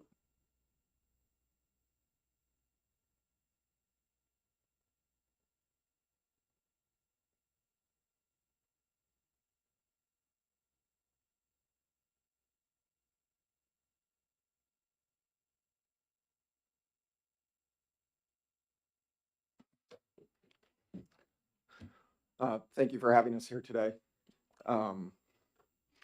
I'm before you today not only as a concerned pediatric nurse and citizen of New Hampshire, but also as a voice for the health and well-being of our beloved state and its inhabitants. My name is Jacob McGinnis. I am a member of the New Hampshire Nurses Association, specifically the Planetary Health Committee, and I urge you to consider the vitally important Senate Bill 496, which proposes the establishment of a program on climate and health within the New Hampshire Department of Health and Human Services. In an increasingly interconnected world, the impacts of climate change reverberate far beyond environmental concerns. They directly affect human health globally and within our own communities. The World Health Organization unequivocally declared climate change as the single biggest threat facing humanity. Here in New Hampshire, we are not insulated from these effects. Rather, we're witnessing firsthand the detrimental consequences of a changing climate. Consider the evidence before us: longer growing seasons, altered foliage patterns, more frequent heat waves, dwindling snowpack with 3 fewer weeks of snow-covered days, ice out dates on Lake Winnipesaukee creeping earlier each year, intensified precipitation events, and air quality crises stemming from distant and near wildfires. These are not merely fluctuations in weather patterns, they are harbingers of profound shifts that endanger both our quality of life and economic vitality of our state. Yet perhaps what is less readily apparent are the direct impacts on human health. From the spread of tick and mosquito-borne illnesses like Lyme disease and West Nile virus, to the rise in heat-related illnesses and deaths. The toll on our communities is already palpable. We are witnessing an increase in pulmonary and cardiac issues due to poor air quality, alongside a surge in climate-related mental health distress, particularly among my patients, the youth of our state. I implore you not only to consider the statistics and reports that you will also hear the personal stories of the people that are affected, whether it's a neighbor battling the debilitating effects of Lyme disease or a family grappling with the mental health strains exacerbated by climate anxiety. These are voices that underscore the urgency of action. A recent report estimates the annual cost of climate change to the U.S. economy at a staggering $820 billion, a figure that continues to rise unabated. These costs extend beyond mere financial burdens. They translate into increased medical expenses and lost productivity, perpetuating a cycle of suffering and economic strain. While various government agencies in New Hampshire currently monitor climate-related events, none are specifically tasked with addressing the resultant health consequences.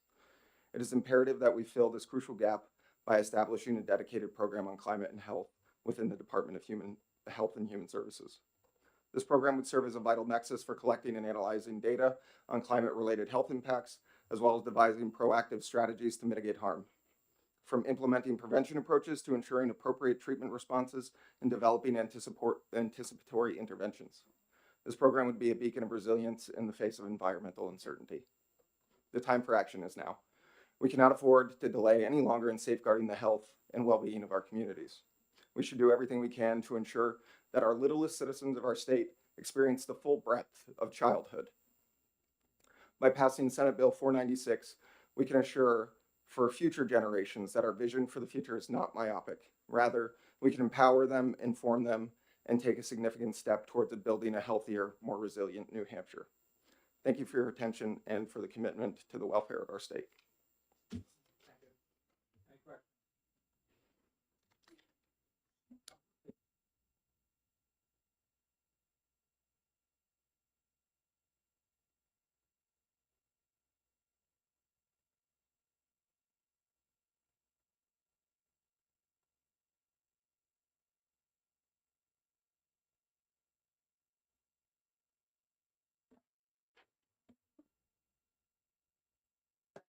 Red is on? Okay.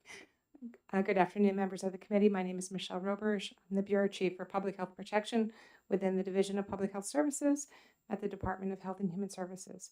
I don't have any testimony prepared today, but I'm happy to answer any questions that the committee may have.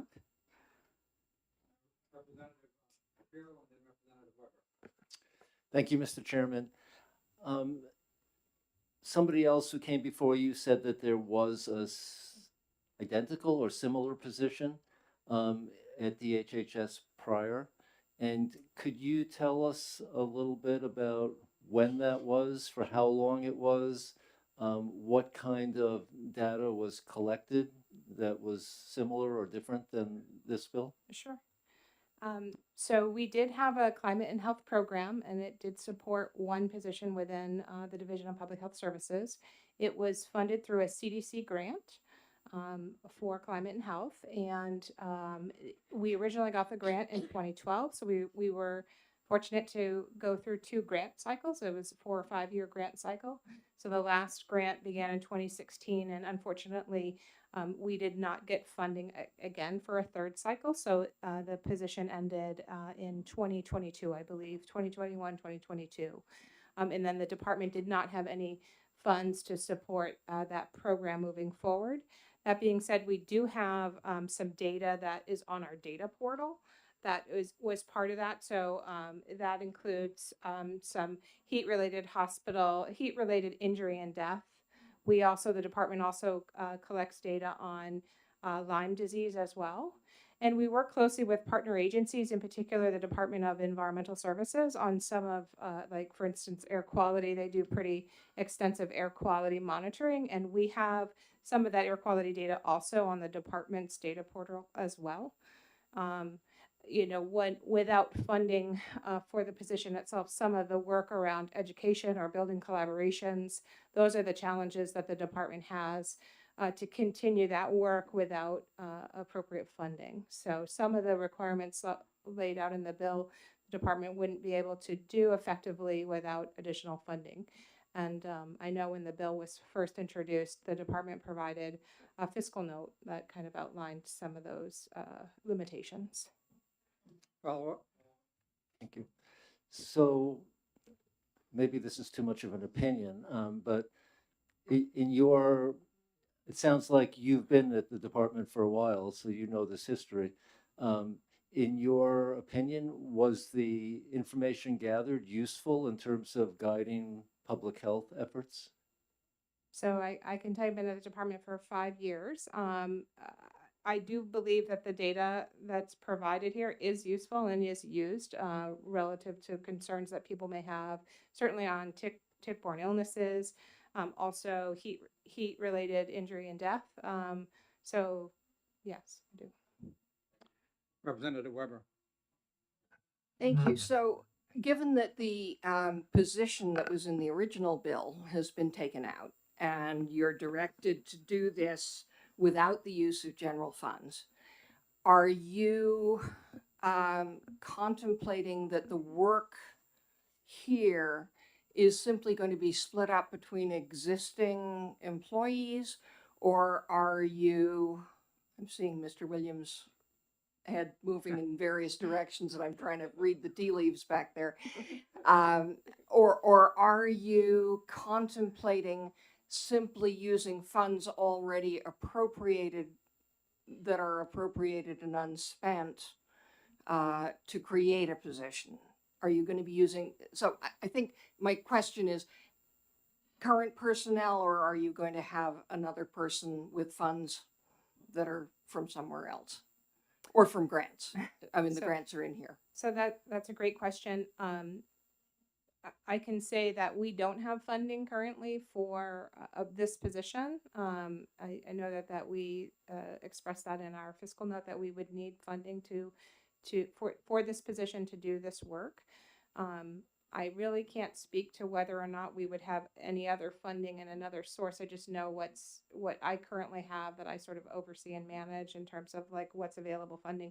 What we would likely do is try to, the grant from CDC, which we had before, is a competitive grant.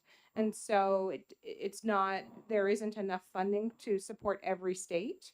So at the next grant cycle, we would, apply and hopefully, we would be successful in getting that funding back, but it's unknown at this point. And could I have a follow-up? Follow-up, sure. So this would be a necessary precursor to being able to apply for that grant. Is that correct? I'm not sure on that. I think the grant application would, we would have to meet the requirements spelled out in the grant application as to be a successful grant, to be awarded from CDC. Follow-up. I think I'll leave it at that. Okay. because I'm verging on opinions, so I'll step back. Other questions, Representative Pawazov? Thank you, Mr. Chair, and thank you for taking my question. Um, if we expect that there will be more heat-related injuries, do we expect that there will be less tourists who freeze to death in White Mountains or are killed by avalanches, or do we expect that less people will suffer vitamin D deficiency because it will be nicer weather outside to have less clothes and like?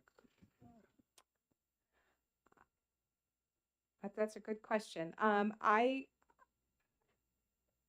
A climate and health program at the department would help provide guidance and information and education to communities. And so, through that, there's we would have appropriate public health messaging to support communities and people in their decision-making process. Representative Kofalt. Thank you, Mr. Chairman, and thank you for taking my question. So I'm looking at lines 17 through 25 approximately on page 2, or in the main text of the bill. And I guess I'm trying to understand why we need a distinct climate and health protection program as distinct from other functions of the department. So for example, are we not already providing any guidance, any public education regarding heat-related injuries? Are we not already providing public education information regarding tick-borne illnesses? Are we not already providing information about environmental crises such as poor air quality, flooding, or storms? And so I'm trying to understand how what unmet need would this program be filling? So when I look at this bill, so yes, we are providing some of that messaging already, but in order to, when I read through and look at the requirements outlined in the bill, the department doesn't have the staffing to be able to proactively go out and do that. So oftentimes, for instance, I can share an experience with last year with the wildfires, smoke that was happening up in Quebec. So New Hampshire was lucky enough to avoid that by virtue of a low pressure system that was sort of hanging out over New Hampshire that directed the air quality around us. But we saw pretty high levels in Massachusetts, New York and other states around us. And so we immediately kind of pulled our resources as best we could together to work on an emergency response plan in the event that the wildfires were to impact us. But we're so limited in resources that pre-planning effort is challenging without having a specific, position related to climate. So the department can do some minimal work around it, but if we're really focused on bringing parties together and we did a lot of interventions when we had the position. We worked with communities on preparedness and building resiliency. And so that's the kind of work that we'd like to continue to do. But unfortunately, given our resources, it's just really challenging to be able to do that work along with all of our other work.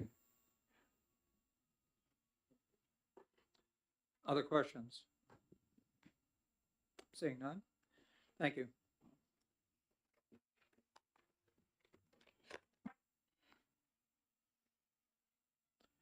Also signed up to speak is Joan Widmer, representing herself from Amherst, New Hampshire.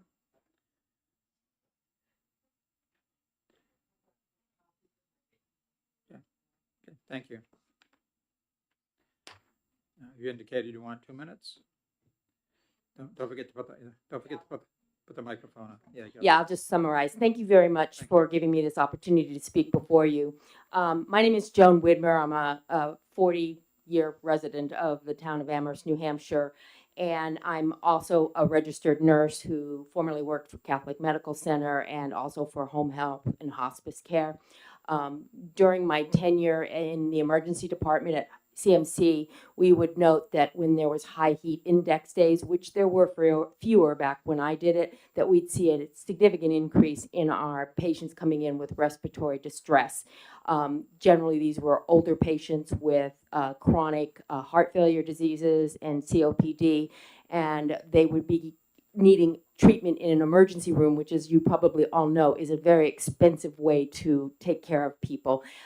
If we had some preventative work that could be shared with the public in an education provided, we might be able to see some of this reduced over time, and that's one of the benefits of this office.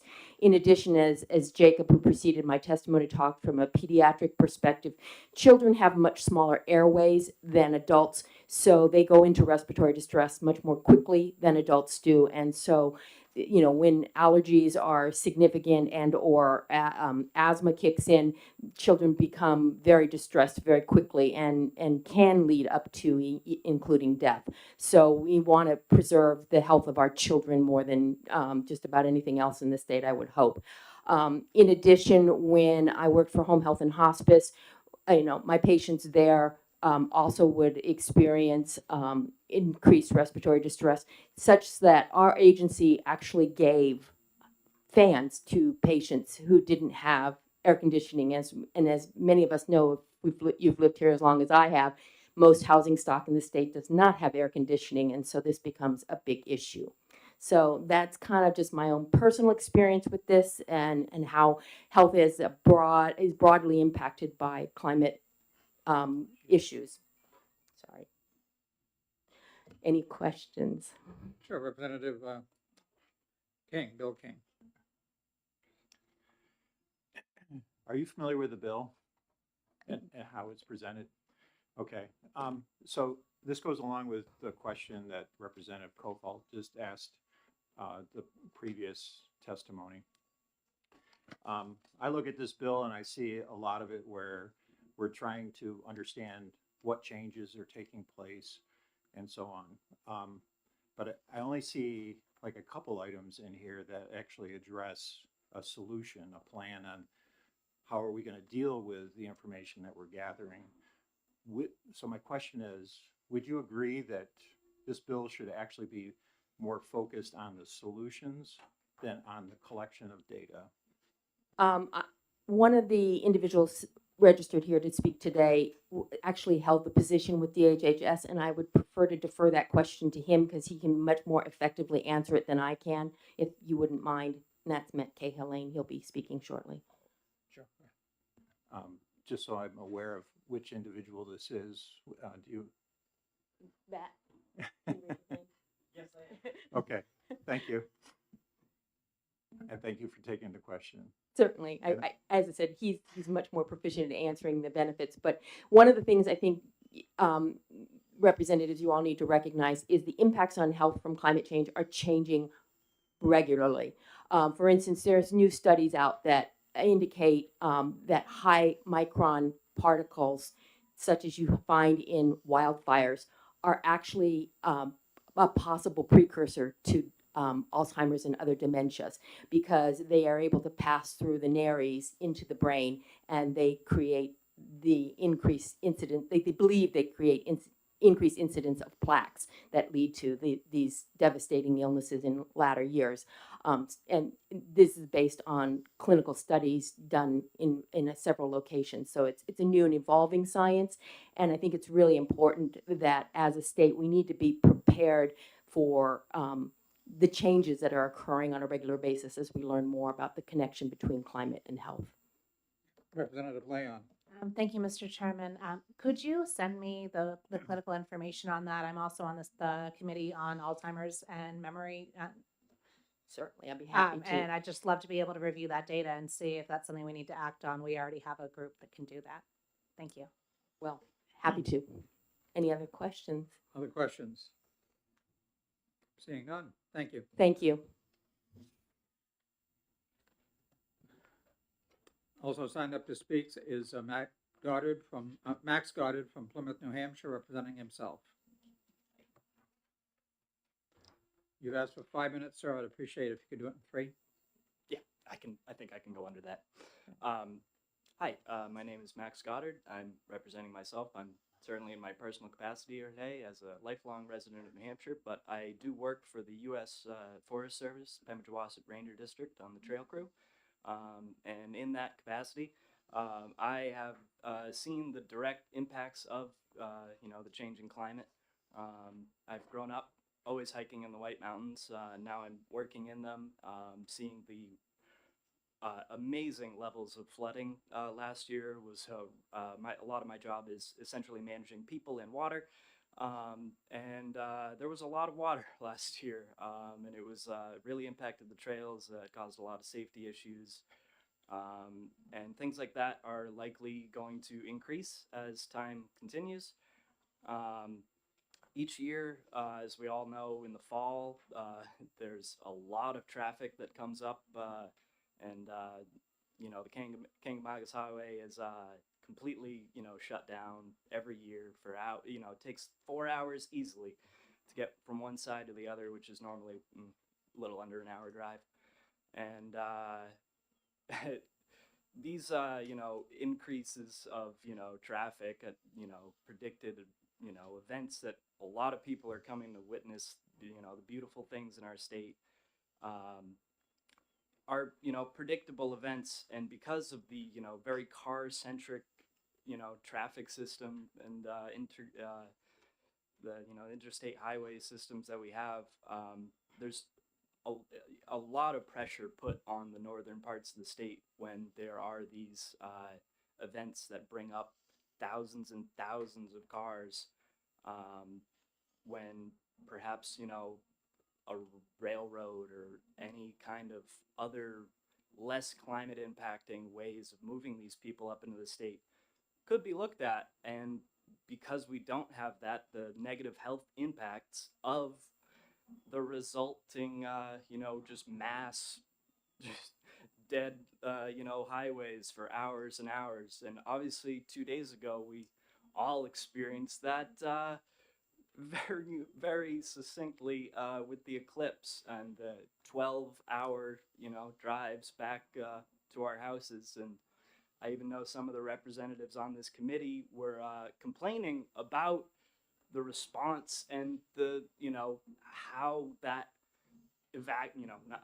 egress of the northern part of the state, was operated. And I actually thought that the governor did a really good job of mitigating and managing what was an impossible scenario of thousands and thousands of cars going down like 3 roads with, one lane on the notch. And like, there's nowhere for them to go because obviously how could there be for 10,000 cars? So I appreciate, the Vice Chair, Representative Leon, and her criticisms of that operation, and you must appreciate and recognize that these impacts are significant on our state, and we should be looking at the health impacts. I'm glad, I don't think there was any major, health concerns, because of the successful, mitigation and management of the state. But these events are, the eclipse might be, a once in 40 years, but every single year we just accept that the kink just You could wrap stops. up, sir. That's all I have. Okay. Any questions? Yes, Representative Palazzo. Thank you, Mr. Chair, and thank you for taking my question. As you on the trail crew, maybe you have some colleagues managing trails and forests. We talk about pollution from wildfires. If we expect this threat to increase, are there any measures like if in the last 100 years New Hampshire got more trees, more forest growing around, and managing forest is very important to prevent wildfires. Could you speak a little bit if there anything being done? About New Hampshire wildfire management and prevention? Yes. Well, I do have a little bit of wildfire experience. I've gone out west for the Forest Service and on the Cedar Creek fire, and another fire in Idaho, and I've gotten to respond to a few of the smaller escape campfires that we've had on the White Mountains in the past couple of years, in a very small capacity. I'm a not a senior firefighter by any means, and I have I have seen the growing concern of the increase in fires and the increase in heat index, which puts more pressure on these fires. The droughts that we've had, and I know the Forest Service. I'm pretty sure they seem to be aware of the climate impacts, and they're looking at that on a state level. I'm not a state employee, not that I'm here as on my federal capacity either, but hope that answers your question. Thank you. Representative Leon. Thank you, Mr. Chairman, and thank you for following my social media. Some of the hall conversations about it, there actually may be some better solutions to do that, but that's why it's great that people can have these conversations. So thank you for bringing what you have to us, and I appreciate what you do for us in the Forest Service. I wanted to be a forest ranger when I grew up, so thank you for doing this. Okay, any other questions? Seeing none. Thank you, sir. Thank you. Also signed up to speak is Matthew Cahalane from Concord, representing himself. Hopefully I pronounced that last name right.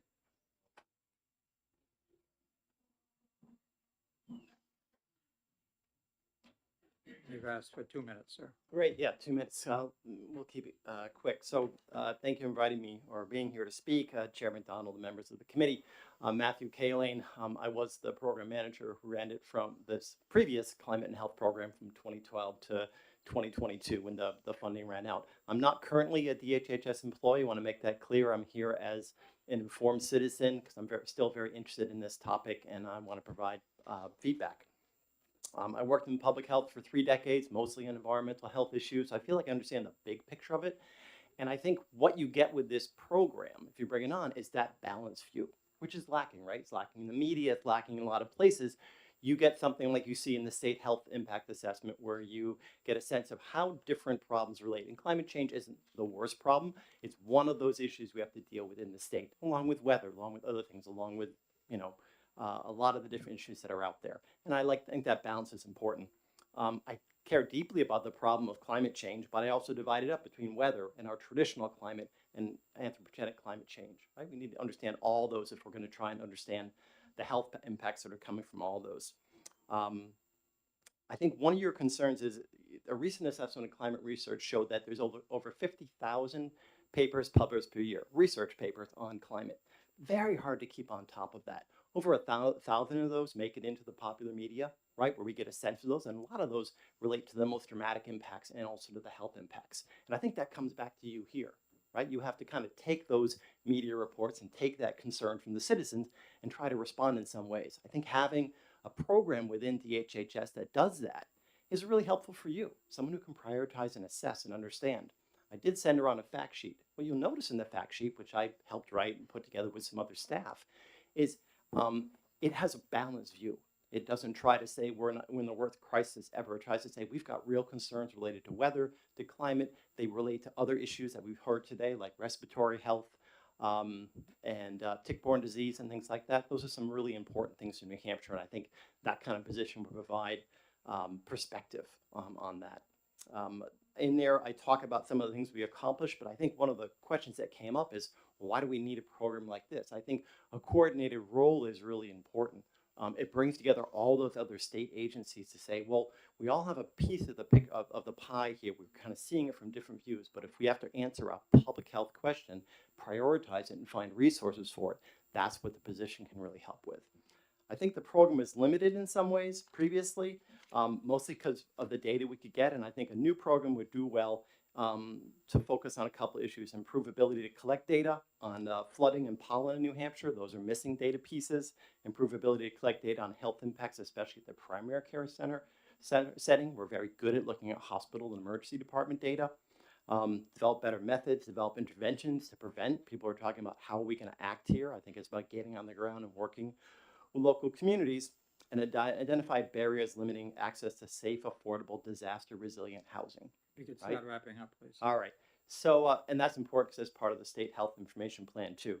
In closing, my view as a health educator is that finding truth is a lot of your job. And I think truth is a combination of two factors, accurate information and trusted sources. And I believe this program could provide both of those two valuable assets to help the legislature, executive branch, and the public better understand these concerns. And I'm happy to answer any questions if anybody has those for. I know some came up previously. Representative Belozo. Thank you, Mr. Chair, and thank you for taking my question. Let's say New Hampshire Department of Health and Human Services doesn't know how to deal with longer growing period and longer pollen allergies, but we have a state south of us. Why can't we just ask Massachusetts? Massachusetts, you have longer growing period, you have longer pollen, maybe you have more heat exposures. Tell us how to deal with it. Yeah.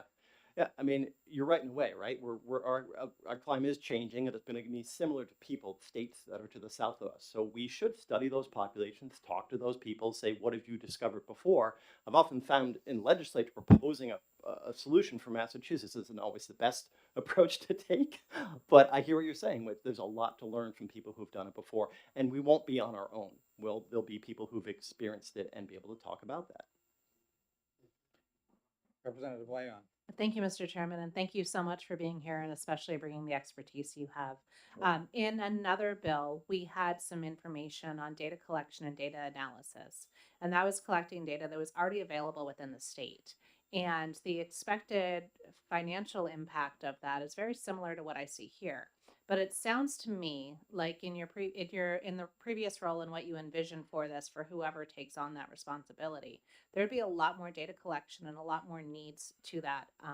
And I'm curious how much you think it would cost on an ongoing basis in order to appropriately fill out this vision of what you see the need for this role and the need for this program in order to actually address these issues in a comprehensive way that it seems that you believe we should do. Sure. We did a couple of contracts when we had this program in place with USGS and with UNH and others to say, could you help us gather this data? And realistically, most of the data was already available.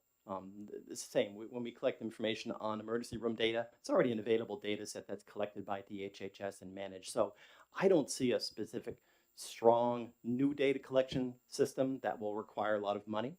We did a small grant for $7,000 to the UNH Survey Center, and we tried to understand better how do people feel about climate change, what are their opinions, what are their perspectives. I think that's helpful, new data, because it adds to data in the past and it helps us understand what's happening now.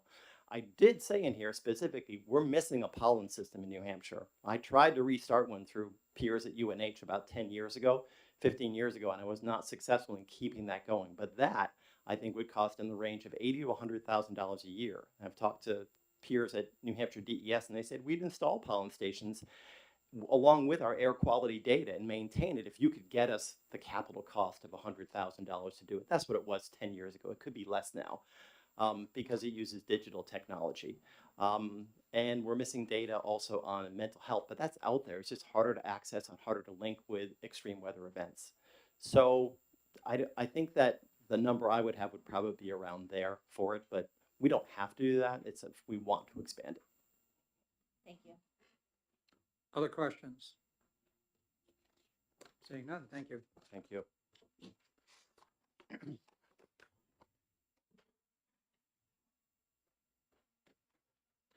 Also signed up to speak is Paul Friedrichs from Exeter, representing himself.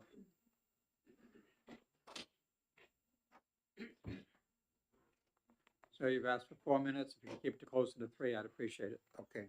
Thank you, Chairman McDonald and the committee for having me back. Again, my name is Paul Friedrichs. I'm a retired family doctor from Exeter. I'm passing around my prepared comments, but I'm going to deviate from them to try to answer the questions that have been raised. Good questions have been raised about the bill this afternoon. And there are some references included in that. I wanted to make the point that clearly climate in New Hampshire is changing, and I speak to that in my written testimony.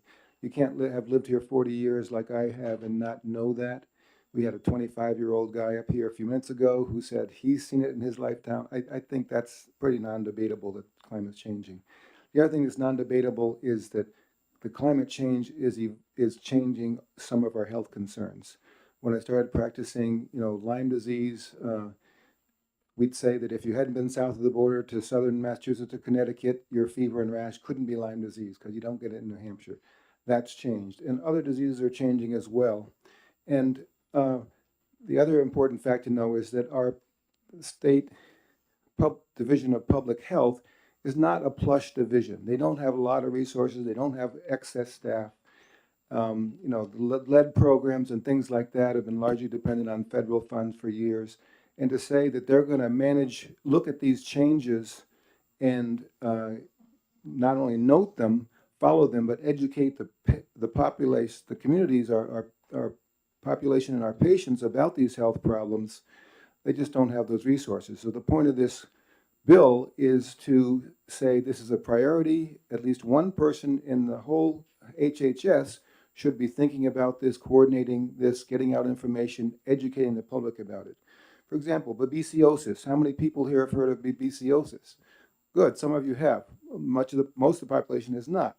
The incidence of babesiosis in New Hampshire is up 372% in the past decade, whereas in Maine it's up 1,400%, in Vermont more than 1,600%.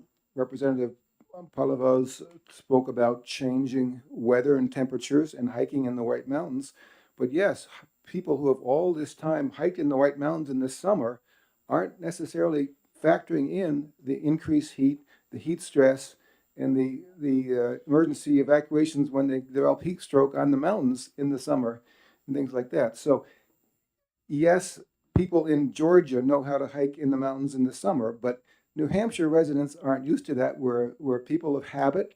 We get used to certain things. We don't expect things. Allergy season, you got to start taking your allergy medicine 2 weeks earlier than you used to. But people are saying, I always started my allergy medicine on April 1st. I'm always keep doing that. We need to get out and educate people with asthma and other diseases that will get them in the emergency room if they don't know that they have to anticipate the changes and factor that in. So we're asking for a recognition of the changes in climate, recognition and the health problems that have resulted from that here in New Hampshire, and the way that we have to adapt as a population for the safety and the health of our population. And I think one person in the state advocating that is not excessive. Thank you very much. Thank you. Any questions? Seeing none, thank you.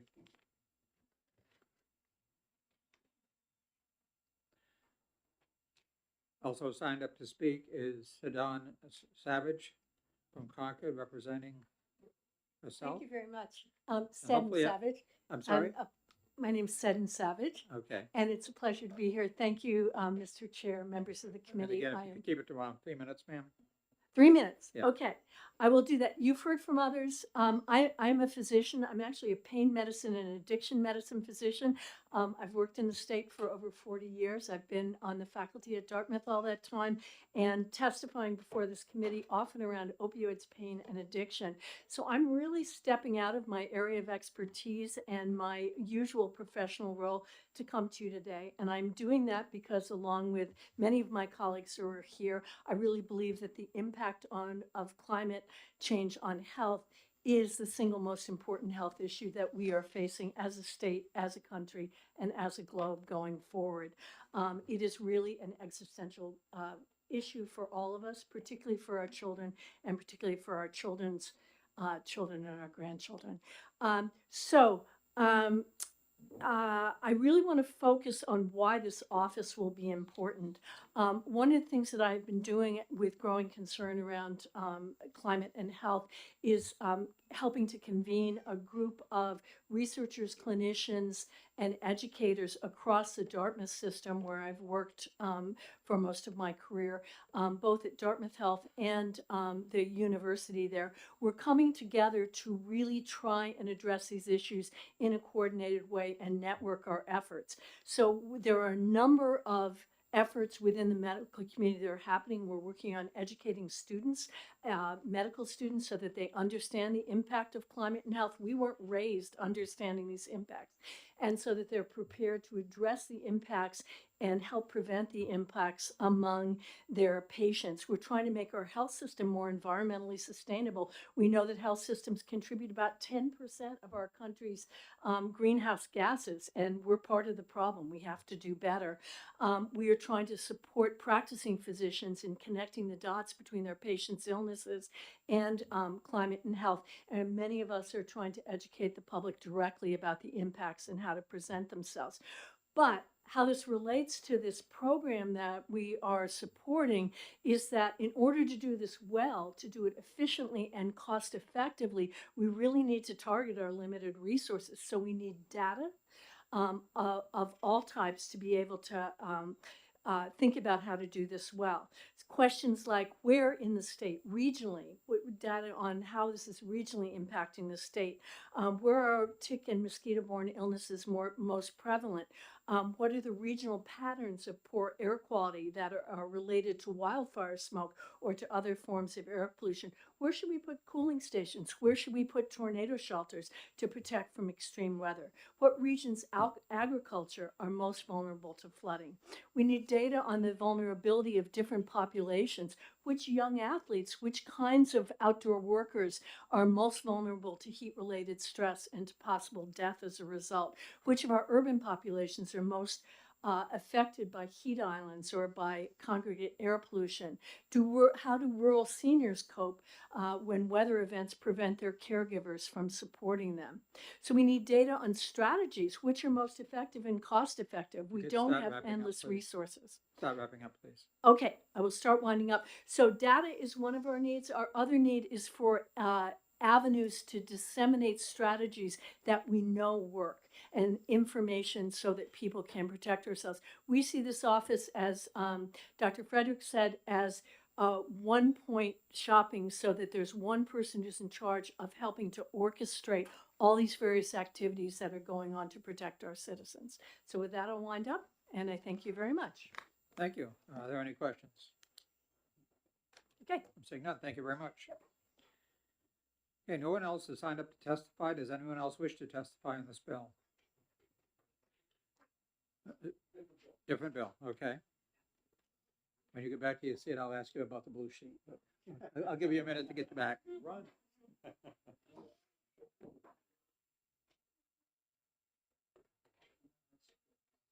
One opposed, two in support.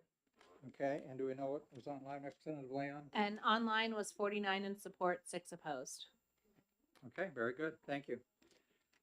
All right, if there's no one else who wishes to testify, I'm going to close the public hearing on SB 496 FN and open, well, actually I can't yet. It's not 2:30. So we're going to be in recess for about 9 minutes.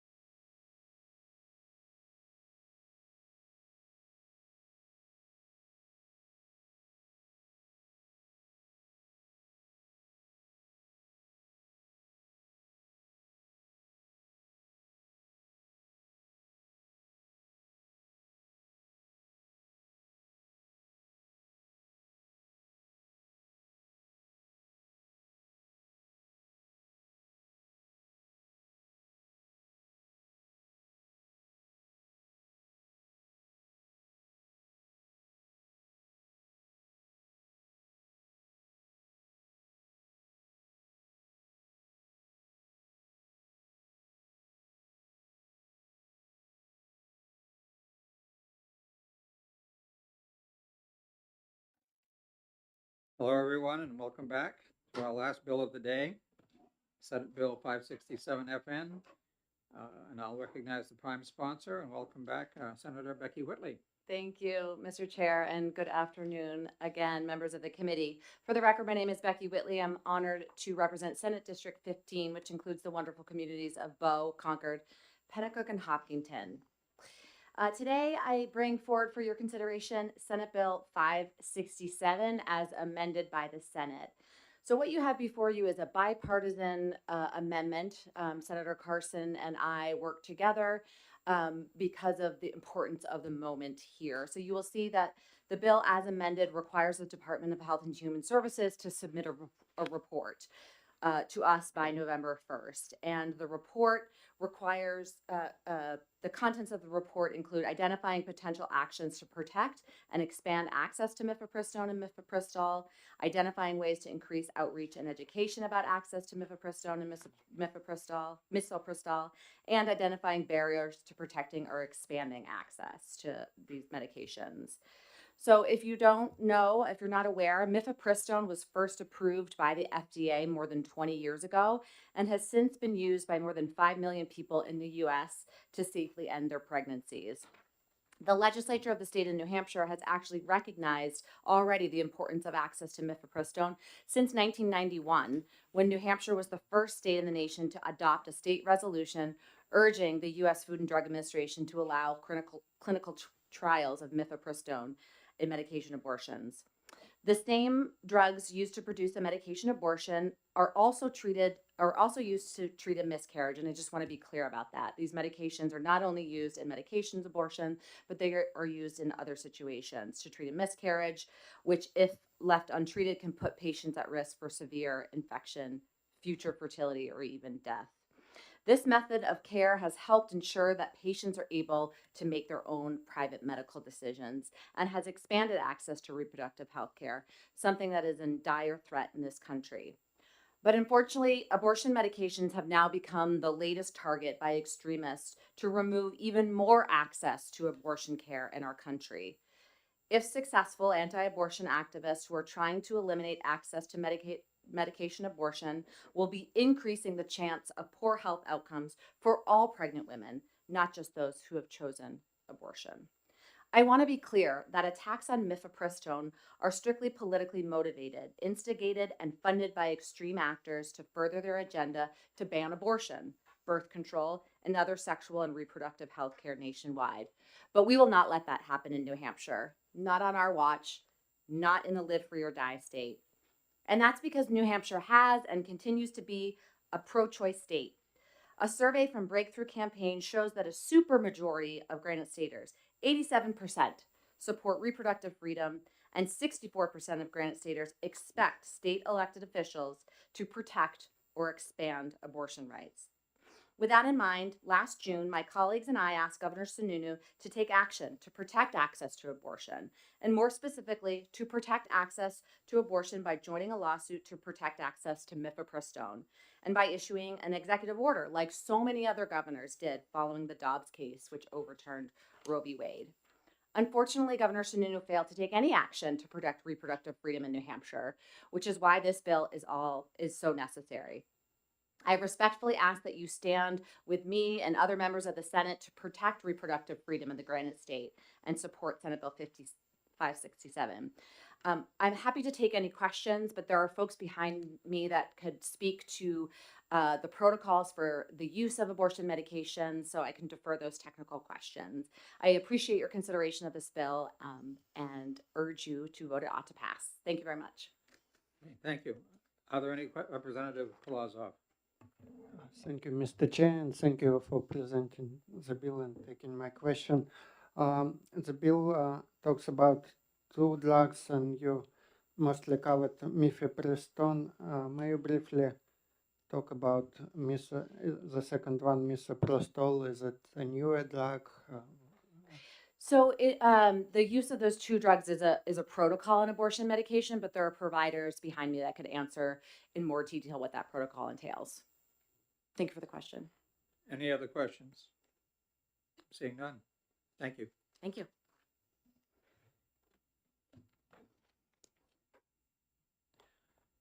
Also signed up to speak is Representative Hacken Phillips from Hanover. You've asked for 2 minutes, Representative. Thank you. Mary Hackett Phillips, representing Hanover and Lyme, here today to speak as co-sponsor in support of HB 567. Just reiterating my comments of support given in January when the Senate Committee on Judiciary first received the bill.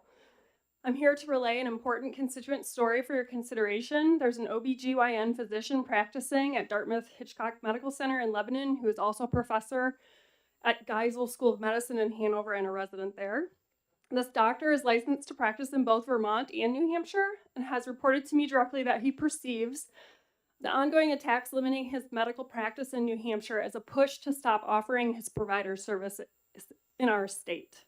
This doctor has contemplated moving his entire clinical practice exclusively to Vermont because of its more hospitable environment, and this doctor feels that the laws regulating abortion care are an unfair intrusion on his medical decision-making, which follow national standards of care, and they're an intrusion upon his professional expertise. This law, if passed, and the study committee, when undertaken, will provide this doctor an important signal of support that New Hampshire trusts its OBGYN providers and values their difficult but meaningful work. Providing vital access to abortion medication is an important part of his clinical work, and passage of this bill will assure doctors like him that New Hampshire is serious about expanding healthcare access and serious about giving providers all the tools they need to practice their trade and serve their patients. This would be an important moral victory after recent attacks on their profession, and it would show that New Hampshire's legislatures are serious about putting people before politics. Second, I just wanted to say that I've heard there's some concern that New Hampshire DHHS may be limited in contributing to the study committee work and compiling the commissioner's report out of a fear or some limitation by DHHS because of the Executive Council's refusal to fund Planned Parenthood contracts. As I understand it, the LBA's fiscal note for the study committee bill is a total cost less than $10,000, and we know that's below the threshold for Executive Council review on contracts.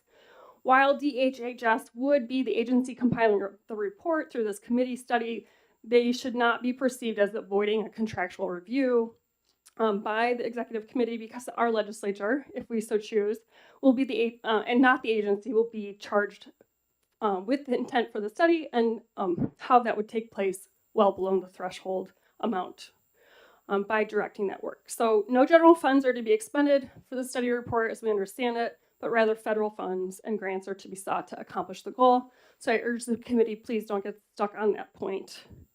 Lastly, I'd like to share my support for the intended work of the committee.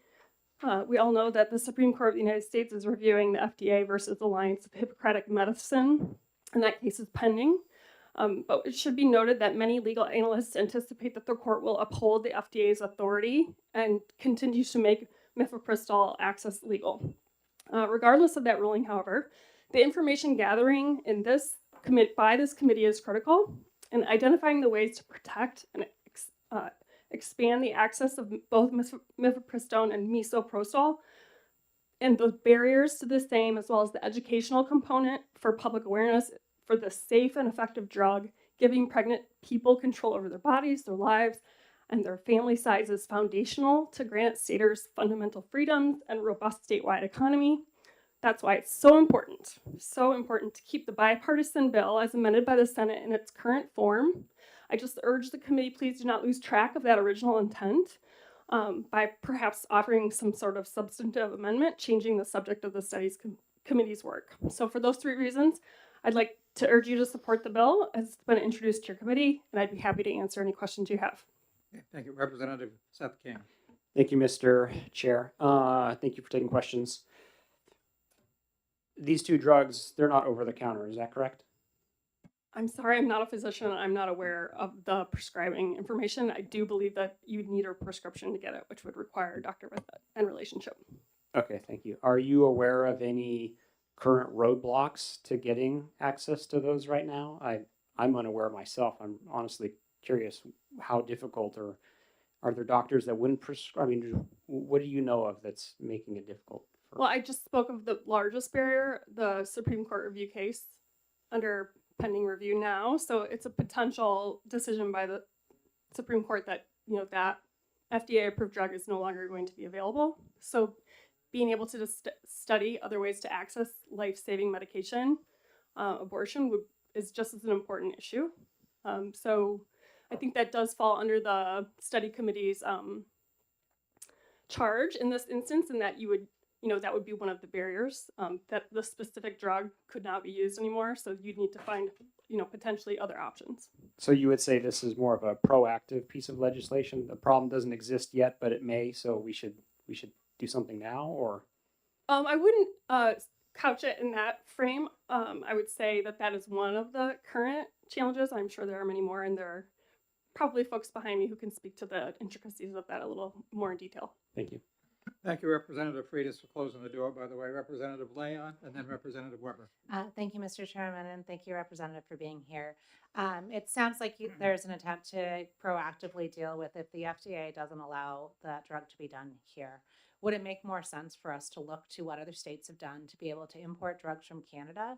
Because if it's no longer available as an FDA-approved drug here in the United States, we need to get it from somewhere. And Canada has those drugs, and there is a process for that.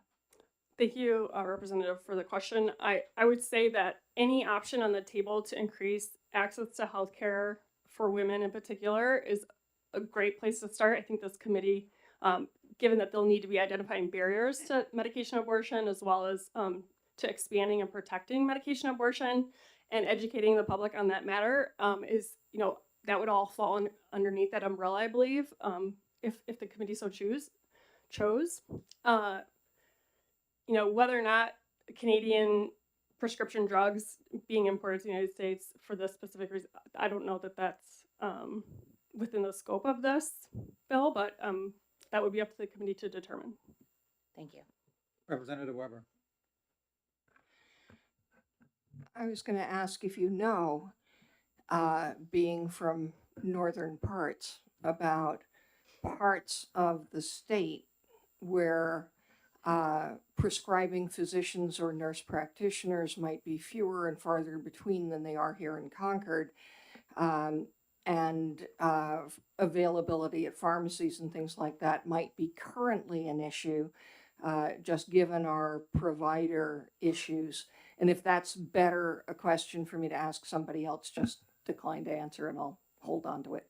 Thank you for the question, Representative. And what I can tell you anecdotally is that, yes, I recently attended the retirement party of a senior member of the OBGYN surgical department who was hired many, many years ago, of course, and was trained to handle some of the most complex pregnancy cases and surgical cases for OBGYN issues in the state. And upon his retirement, there was no one adequately trained in the state to be able to fully take over his caseload and patient load. So I do know that, we are approaching kind of a proverbial cliff of folks who are retiring with expertise without adequate replacements in place now. So what that does is create a bit of a desert, right, for service areas, including the service area of the state of New Hampshire, because we all know that the tertiary care system at Dartmouth stretches pretty far. So yes, that is a continual concern. As we all know, there's physician shortages, PA shortages, nursing shortages, traveler nurse shortages, and budgetary concerns that affect all these problems as well. So of course, the barriers are more than just procedural. We know that there are infrastructural barriers as well. So thank you for the question. Other questions? Seeing none, thank you.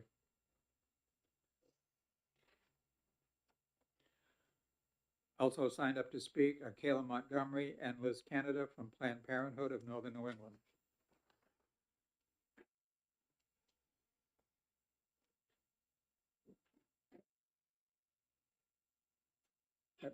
Make sure you put your microphone on. Thank you. Good afternoon, members of the committee. My name is Kayla Montgomery. I'm the Vice President of Public Affairs for Planned Parenthood of Northern New England. So I'm just going to speak a little bit about medication abortion, and then I'm going to hand it over to my colleague who will speak a little bit more about the Supreme Court case that we just had oral arguments in. Okay, medication abortion is also known as the abortion pill. It is a safe and effective way to end an early pregnancy up to 11 weeks or 77 days after your last missed period. Serious complications happen in less than 1/3 of 1% of cases. It's safer than other common medicines such as penicillin and Viagra. At Planned Parenthood of Northern New England, medication abortion is provided at 3 of our 4 health centers, so in Manchester, Keene, and as of December at our Derry location. It is an option for some patients via telehealth as well with our trained and licensed clinicians. Now, we say abortion pill, but it's actually a series of 5 pills using 2 different drugs. The first one is mifepristone, and the second one is misoprostol. So the patient will take 1 mifepristone, which blocks progesterone, which is the hormone needed for pregnancy. And then the patient will take 4 misoprostol pills, which are placed in the cheeks.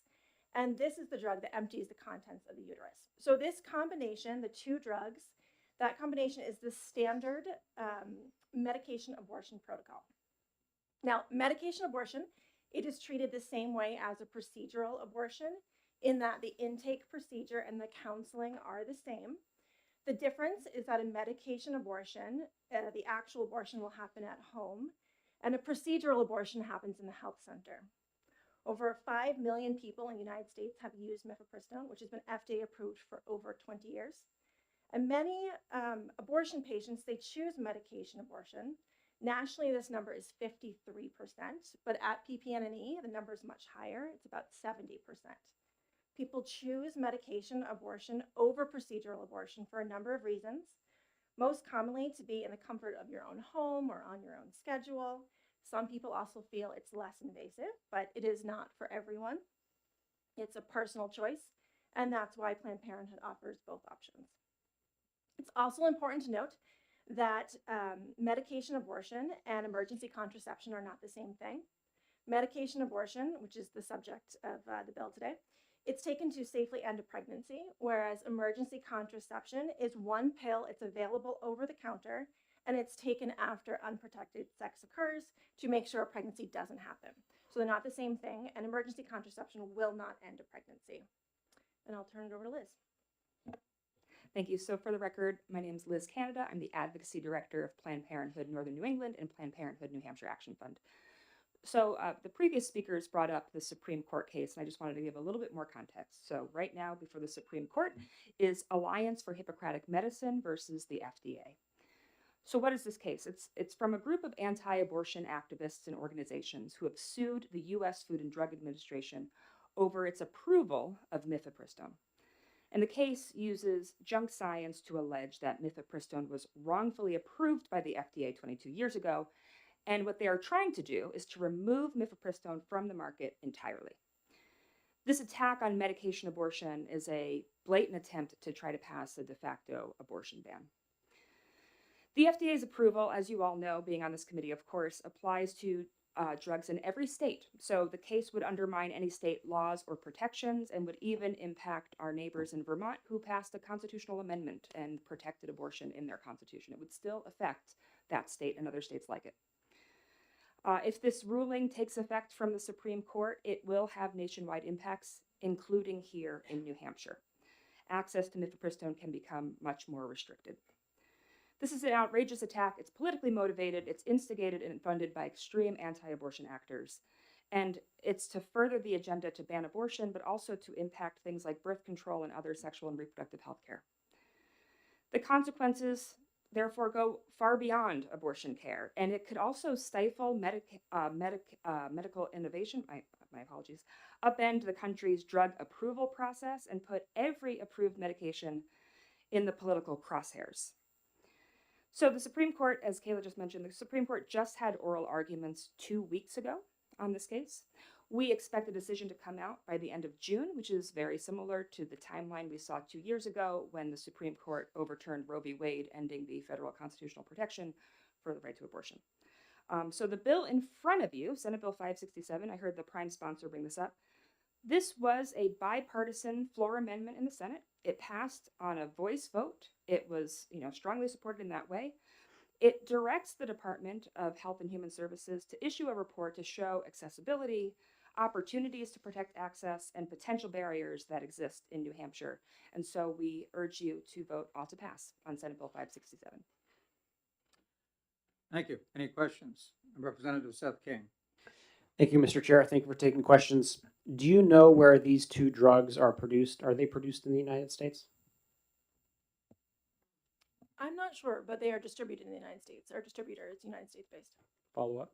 Follow up. If they were banned at the federal level, do you believe that, like cannabis, these drugs could be produced in the United States and continue to be distributed statewide? That feels like a little bit over my pay grade. I will say that Planned Parenthood, of course, follows the laws of where we operate. So we're Maine, Vermont, New Hampshire. We follow the laws of New Hampshire. So if that is something that the state of New Hampshire wanted to do and it was within the law, then we would do that. But we certainly wouldn't go outside of the realm of the state of New Hampshire. What about federal law? I mean, I'd have to see what that would look like. I don't. And the other clarification is this case is about the approval through the FDA process. So it's not about manufacturing it, it's about how it is approved. And so one of the potential outcomes of this case is it rolls it back to when it can be prescribed for pregnancy. So right now, as Kayla said earlier, it's up to the 11th week. They could roll that back and say, well, you can't use it unless it's up to, an earlier week than that. So it's really about the approval process itself through the FDA. Thanks. Representative Leon. Thank you, Mr. Chairman, and thank you for that. That is very interesting. So if they remove the approval for it for abortion, would it remain approved for other uses in the United States? That's an excellent question. I think that's a question that we're all wondering as we wait for the Supreme Court decision to come out. Sorry, if I can follow up, is there an approval for it for any other use other than abortion in the United States? And if there's not, would having a pathway to import it from Canada or another state be a high priority so that we can maintain access to it? Because if it is approved for another use in the United States, we passed a bill last term that allows for off-label prescribing within the state. So if these drugs remain approved for other uses, the fact that it's not approved for abortion would not have an impact on, it wouldn't have an impact on doctors in New Hampshire because they're protected for prescribing for an off-label use as long as they have informed consent. So is maintaining access to these drugs the primary goal, and therefore looking at any path, whether through off-label use or through importation from Canada, the highest priority for you? So again, we don't know what the Supreme Court's going to say. We listened to oral arguments. I don't think that is necessarily something that was brought up. But we know that whatever happens at the Supreme Court, it's going to affect every single state. So regardless of off-label use in New Hampshire, it's going to affect the whole country. So I think we don't know, I guess is the short answer. Representative Weber and then Representative Seth King. That brings up a follow-up question for me, and if you know, it may also be above your pay grade, but if the approval is rolled back, is importation from Canada then even legal, absent a prescriber in Canada who is willing to prescribe in Canada and get here? Because physicians, if there's a prohibition on physician prescription, setting aside the issue of our own local laws because the Supreme Court controls over that, is it even legal to get supplies from elsewhere? Yeah, I understand that question. I think it goes back to Liz's point about the fact that we're not talking about a straight ban. If they roll back, it's going to go back to the 2016 protocols. And part of that is going from 11 weeks to 6 weeks. So maybe the drug will be available for some people, but it's a reduction of access. So whether or not you have the pills from Canada does not necessarily mean that we can prescribe them if someone is, say, 7 weeks along. I also want to just jump in and say these types of questions, which are all excellent, are such a good example of what has happened since Roe v. Wade was overturned, right? Like the legal landscape and the chaos that's ensuing, the types of court cases that are now allowed to go through and are in jeopardy. And so like all of this is an excellent example of like what has happened over the last 2 years. and more to come regardless, even with what happens with this case specifically. Representative Seth King and then Representative Leon. Thank you again, Mr. Chair. You mentioned that your Derry, Manchester, and Keene Planned Parenthoods offer this. Where is your fourth Planned Parenthood, and why doesn't it offer those drugs? Thank you. It's a great question. Our fourth location is in Exeter, and it just is not a space that we have available for medication abortion. We are working at expanding some other locations. We just expanded a few in Vermont, but it just hasn't happened. It's not something you can set up overnight. You certainly have to be training people. It's cost money. There's a lot that goes into it. So we would love to expand to our fourth location someday, but probably not this year. Representative Leon. Thank you, Mr. Chairman, and thank you. So the Supreme Court, is that only for the 2000 approval and not for the 1996 approval? Because you just said that it would roll back to the 1996 approval. I think she said 2016. The 2016 approval is possible. Okay. So yeah, there's arguments, and what we saw, with the Dobbs decision, right? Like the case that was first introduced was then changed into overturning Roe v. Wade entirely. So there are many paths that the majority of the Supreme Court could make, but like one of them is rolling back to a specific earlier approval process. Another is removing it from the market entirely. There are a lot of different decisions they can make. And so we can't necessarily predict what that's going to be. We just know that the Supreme Court, the majority, is not friendly towards abortion access. Okay, thank you. So if it does roll it back to a previous approval based on our off-label, you will still be able to prescribe it. So if it is only for the most recent approval that has had the lawsuit against it, there is not a threat to access to this in New Hampshire because our off-label prescribing would allow somebody to prescribe it even outside of that 6-week approval process. Because through the off-label prescribing law and the protection, because there are data that are already being cited for this would not impact access so long as there was any approvable use for these drugs in the United States. So this is not something that is the same concern in other states. The state of New Hampshire, through our off-label prescribing, as long as it is not entirely removed from the market, it still would remain useful and it would still remain lawful for it to be prescribed because the federal government does not set which drugs can be prescribed. It's simply an access to them. State law prevails and the medical boards prevail on how it's done. And this is already protected through New Hampshire state law. So I just want you to recognize that it's already protected a lot more than other states. Sure, I certainly hope that's the case, and I hope that once the Supreme Court rules that we can come together as a state and make that really clear. I also want to add, though, that there are some other restrictions that they could roll back, including telehealth, so that would no longer be an option for medication abortion. Other questions? Seeing no other questions, thank you. Thank you.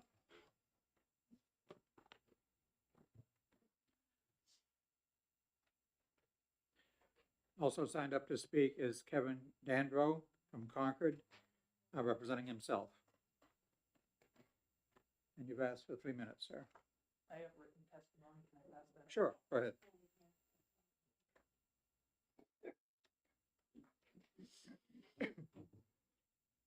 And your microphone's already on. They left it on for you. Thank you, Mr. Chairman, committee members. My name's Kevin Dandro. I'm a member of the Concord Church of Christ. Their members agree with me on this issue, and I'm also a law student at UNH Franklin Pierce School of Law. I'm not representing the university today. So I'm urging the committee to vote inexpedient to legislate this bill for quite a few reasons. The original object of this bill was to direct the Department of Health and Human Services to expand abortion access. And that is not something that needs to be done in New Hampshire. Like we said, we are a very pro-life state. It is completely unnecessary to involve the government in this matter. And that brings me to this next point, is that this bill that's amended, because the first one couldn't pass, this one is also completely unnecessary. The fiscal note has been reduced to less than 10,000, and there are so many industries. There's the pharmaceutical industry and all of the whole abortion industry. They have plenty of resources that could cover even conducting more narrowly focused legislation or media or advertising that can get essentially the same thing across that this bill is aiming to produce. And essentially what you're doing is you're forcing New Hampshire taxpayers to pay for something that is quite unnecessary, and that would also violate the New Hampshire Constitution.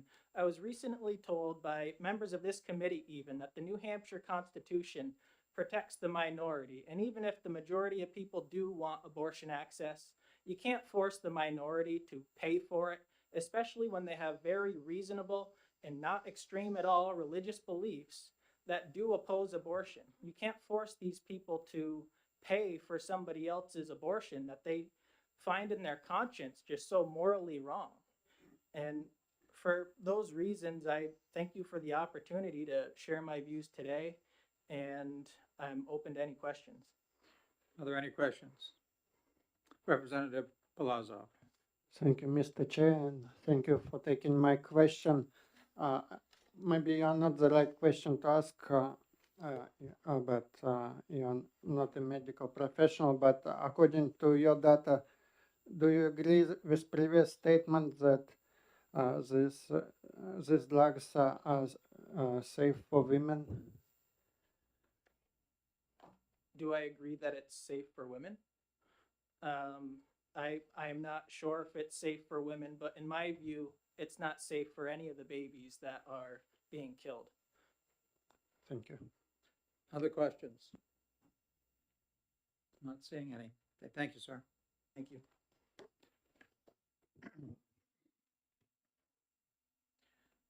Also signed up to speak is Jason Hennessy from New Hampshire Right to Life. You've asked for 4 minutes, sir. If you could keep it closer to 3, I'd appreciate it. All right, thank you, Mr. Chair. My name is Jason Hennessy. I'm the president for New Hampshire Right to Life, which is New Hampshire's largest pro-life organization, representing many pro-lifers across the state. I also have a PhD in computational sciences and statistics, which is relevant to some of this, what I'm going to testify on. In summary, we encourage you to vote ITL on this bill for 3 major reasons. The first one is that this bill would increase actual danger to New Hampshire pregnant women in 2 different ways. The second one is that this is really something that should be done in the private sector, instead of the state finding ways to advertise this drug. And the third one is that this is really a solution in search of a problem. So first, about 2/3 of women who have had abortions report that they were either coerced or that it was inconsistent with their values. 24% reported that their abortions were unwanted or coerced. So the abortion pill, especially with telehealth, the way that the FDA has opened it, it makes that even a bigger issue. I'd like to draw your attention to Brooke Fisk. Brooke was 17 weeks pregnant when she went to go visit the father of her child. And rather than offering to help raise the child, he, as a doctor, had access to these abortion drugs and slipped it into her tea. And he's been thankfully convicted of that, but this is just one of many examples where women have been kind of forced into the abortion or unknowingly forced. And the more that we make this available, especially via telehealth, where there isn't even a confirmation, or not necessarily telehealth, but over the internet, where there isn't even a confirmation that this person is pregnant, the more danger that we put women in. Secondly, there is substantial research that has followed up on the safety of the abortion pill, and that research has shown that it is much more dangerous than the FDA understood before. And I also heard some comments on the Supreme Court case. That Supreme Court case is fundamentally is about the FDA not even following its own safety protocols. And I'm happy to get into that more if you wish. So the question is that the kind of society that we want to live in, where we're actually making it easier to force abortions on people who don't want them? And even so, and if that is the case, should we be spending a dime of public tax dollars on this? I mean, CVS and Walgreens and Planned Parenthood, they all are in this business. They probably know much better how to ensure access to it than we do as a state. And also, why should we be subsidizing them with public service announcements and those types of things? can't we do a better job? Can't they do a better job? And I guess the last part is that this is really a solution in search of a problem. We haven't heard that there actually is a challenge. If the Supreme Court says that they have to go back to the previous safety protocol because it's safer, what are we going to do? Are we going to go against the federal government? So, and then the last thing I just want to address is that we heard about a shortage of OBs. The biggest reason we have a shortage is because we have the lowest birth rate in the nation, either lowest or second lowest. I mean, if you want more people who take care of babies and pregnant women, you need to have more babies. Second, it's only a tiny minority of OBGYNs that actually do abortions, according to the studies that I've seen. Thank you. Thank you. Are there any, Representative Polozov? Thank you, Mr. Chair, and thank you for taking my question. It's kind of two parts. So first, I wonder, what do you mean by FDA not following their own protocol? And second part, if I heard it correctly, there were 5 million applications of this drug. So I would expect we are better understanding now if it's safe and what kind of side effects it can cause. Sure. Thank you, Representative. So can you just remind me, the first question was? About FDA not following their own protocol when approving this drug. What do you mean by that? Thank you, Representative. So in 2000, the FDA approved the abortion pill under a protocol that is usually reserved for extremely dangerous drugs, where you want to have a compromise because, you know, something like a late stage cancer where the option of not giving anything is actually going to be as dangerous as giving this drug. And it was approved under that without really good reasons being given. The FDA was challenged back in 2000, but they decided to sit on the appeal for 16 years and then dismiss it. And that is the reason for this Supreme Court case. It's really trying to get the FDA to follow its own rules. And your second question, you said there's been 5 million dosages. So part of the problem is that we haven't had very good tracking.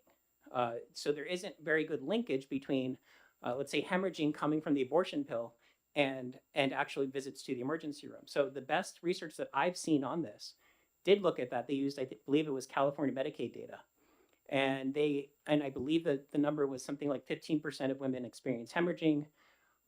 There have been some political attacks on this paper. And as a researcher, I'm happy to talk about why it's very clear that these are political attacks. But in terms of the actual research, it seems pretty straightforward. Follow-up? Thank you for taking my follow-up.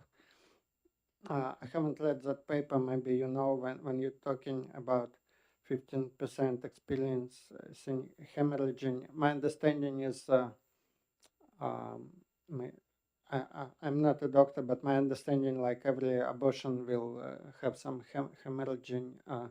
Are you talking about some extreme hemorrhaging, or like what those 15% represent? So Representative, I'd be happy to send you the paper. My understanding from memory is that the hemorrhaging it had to be severe enough to warrant an emergency room visit. Other questions?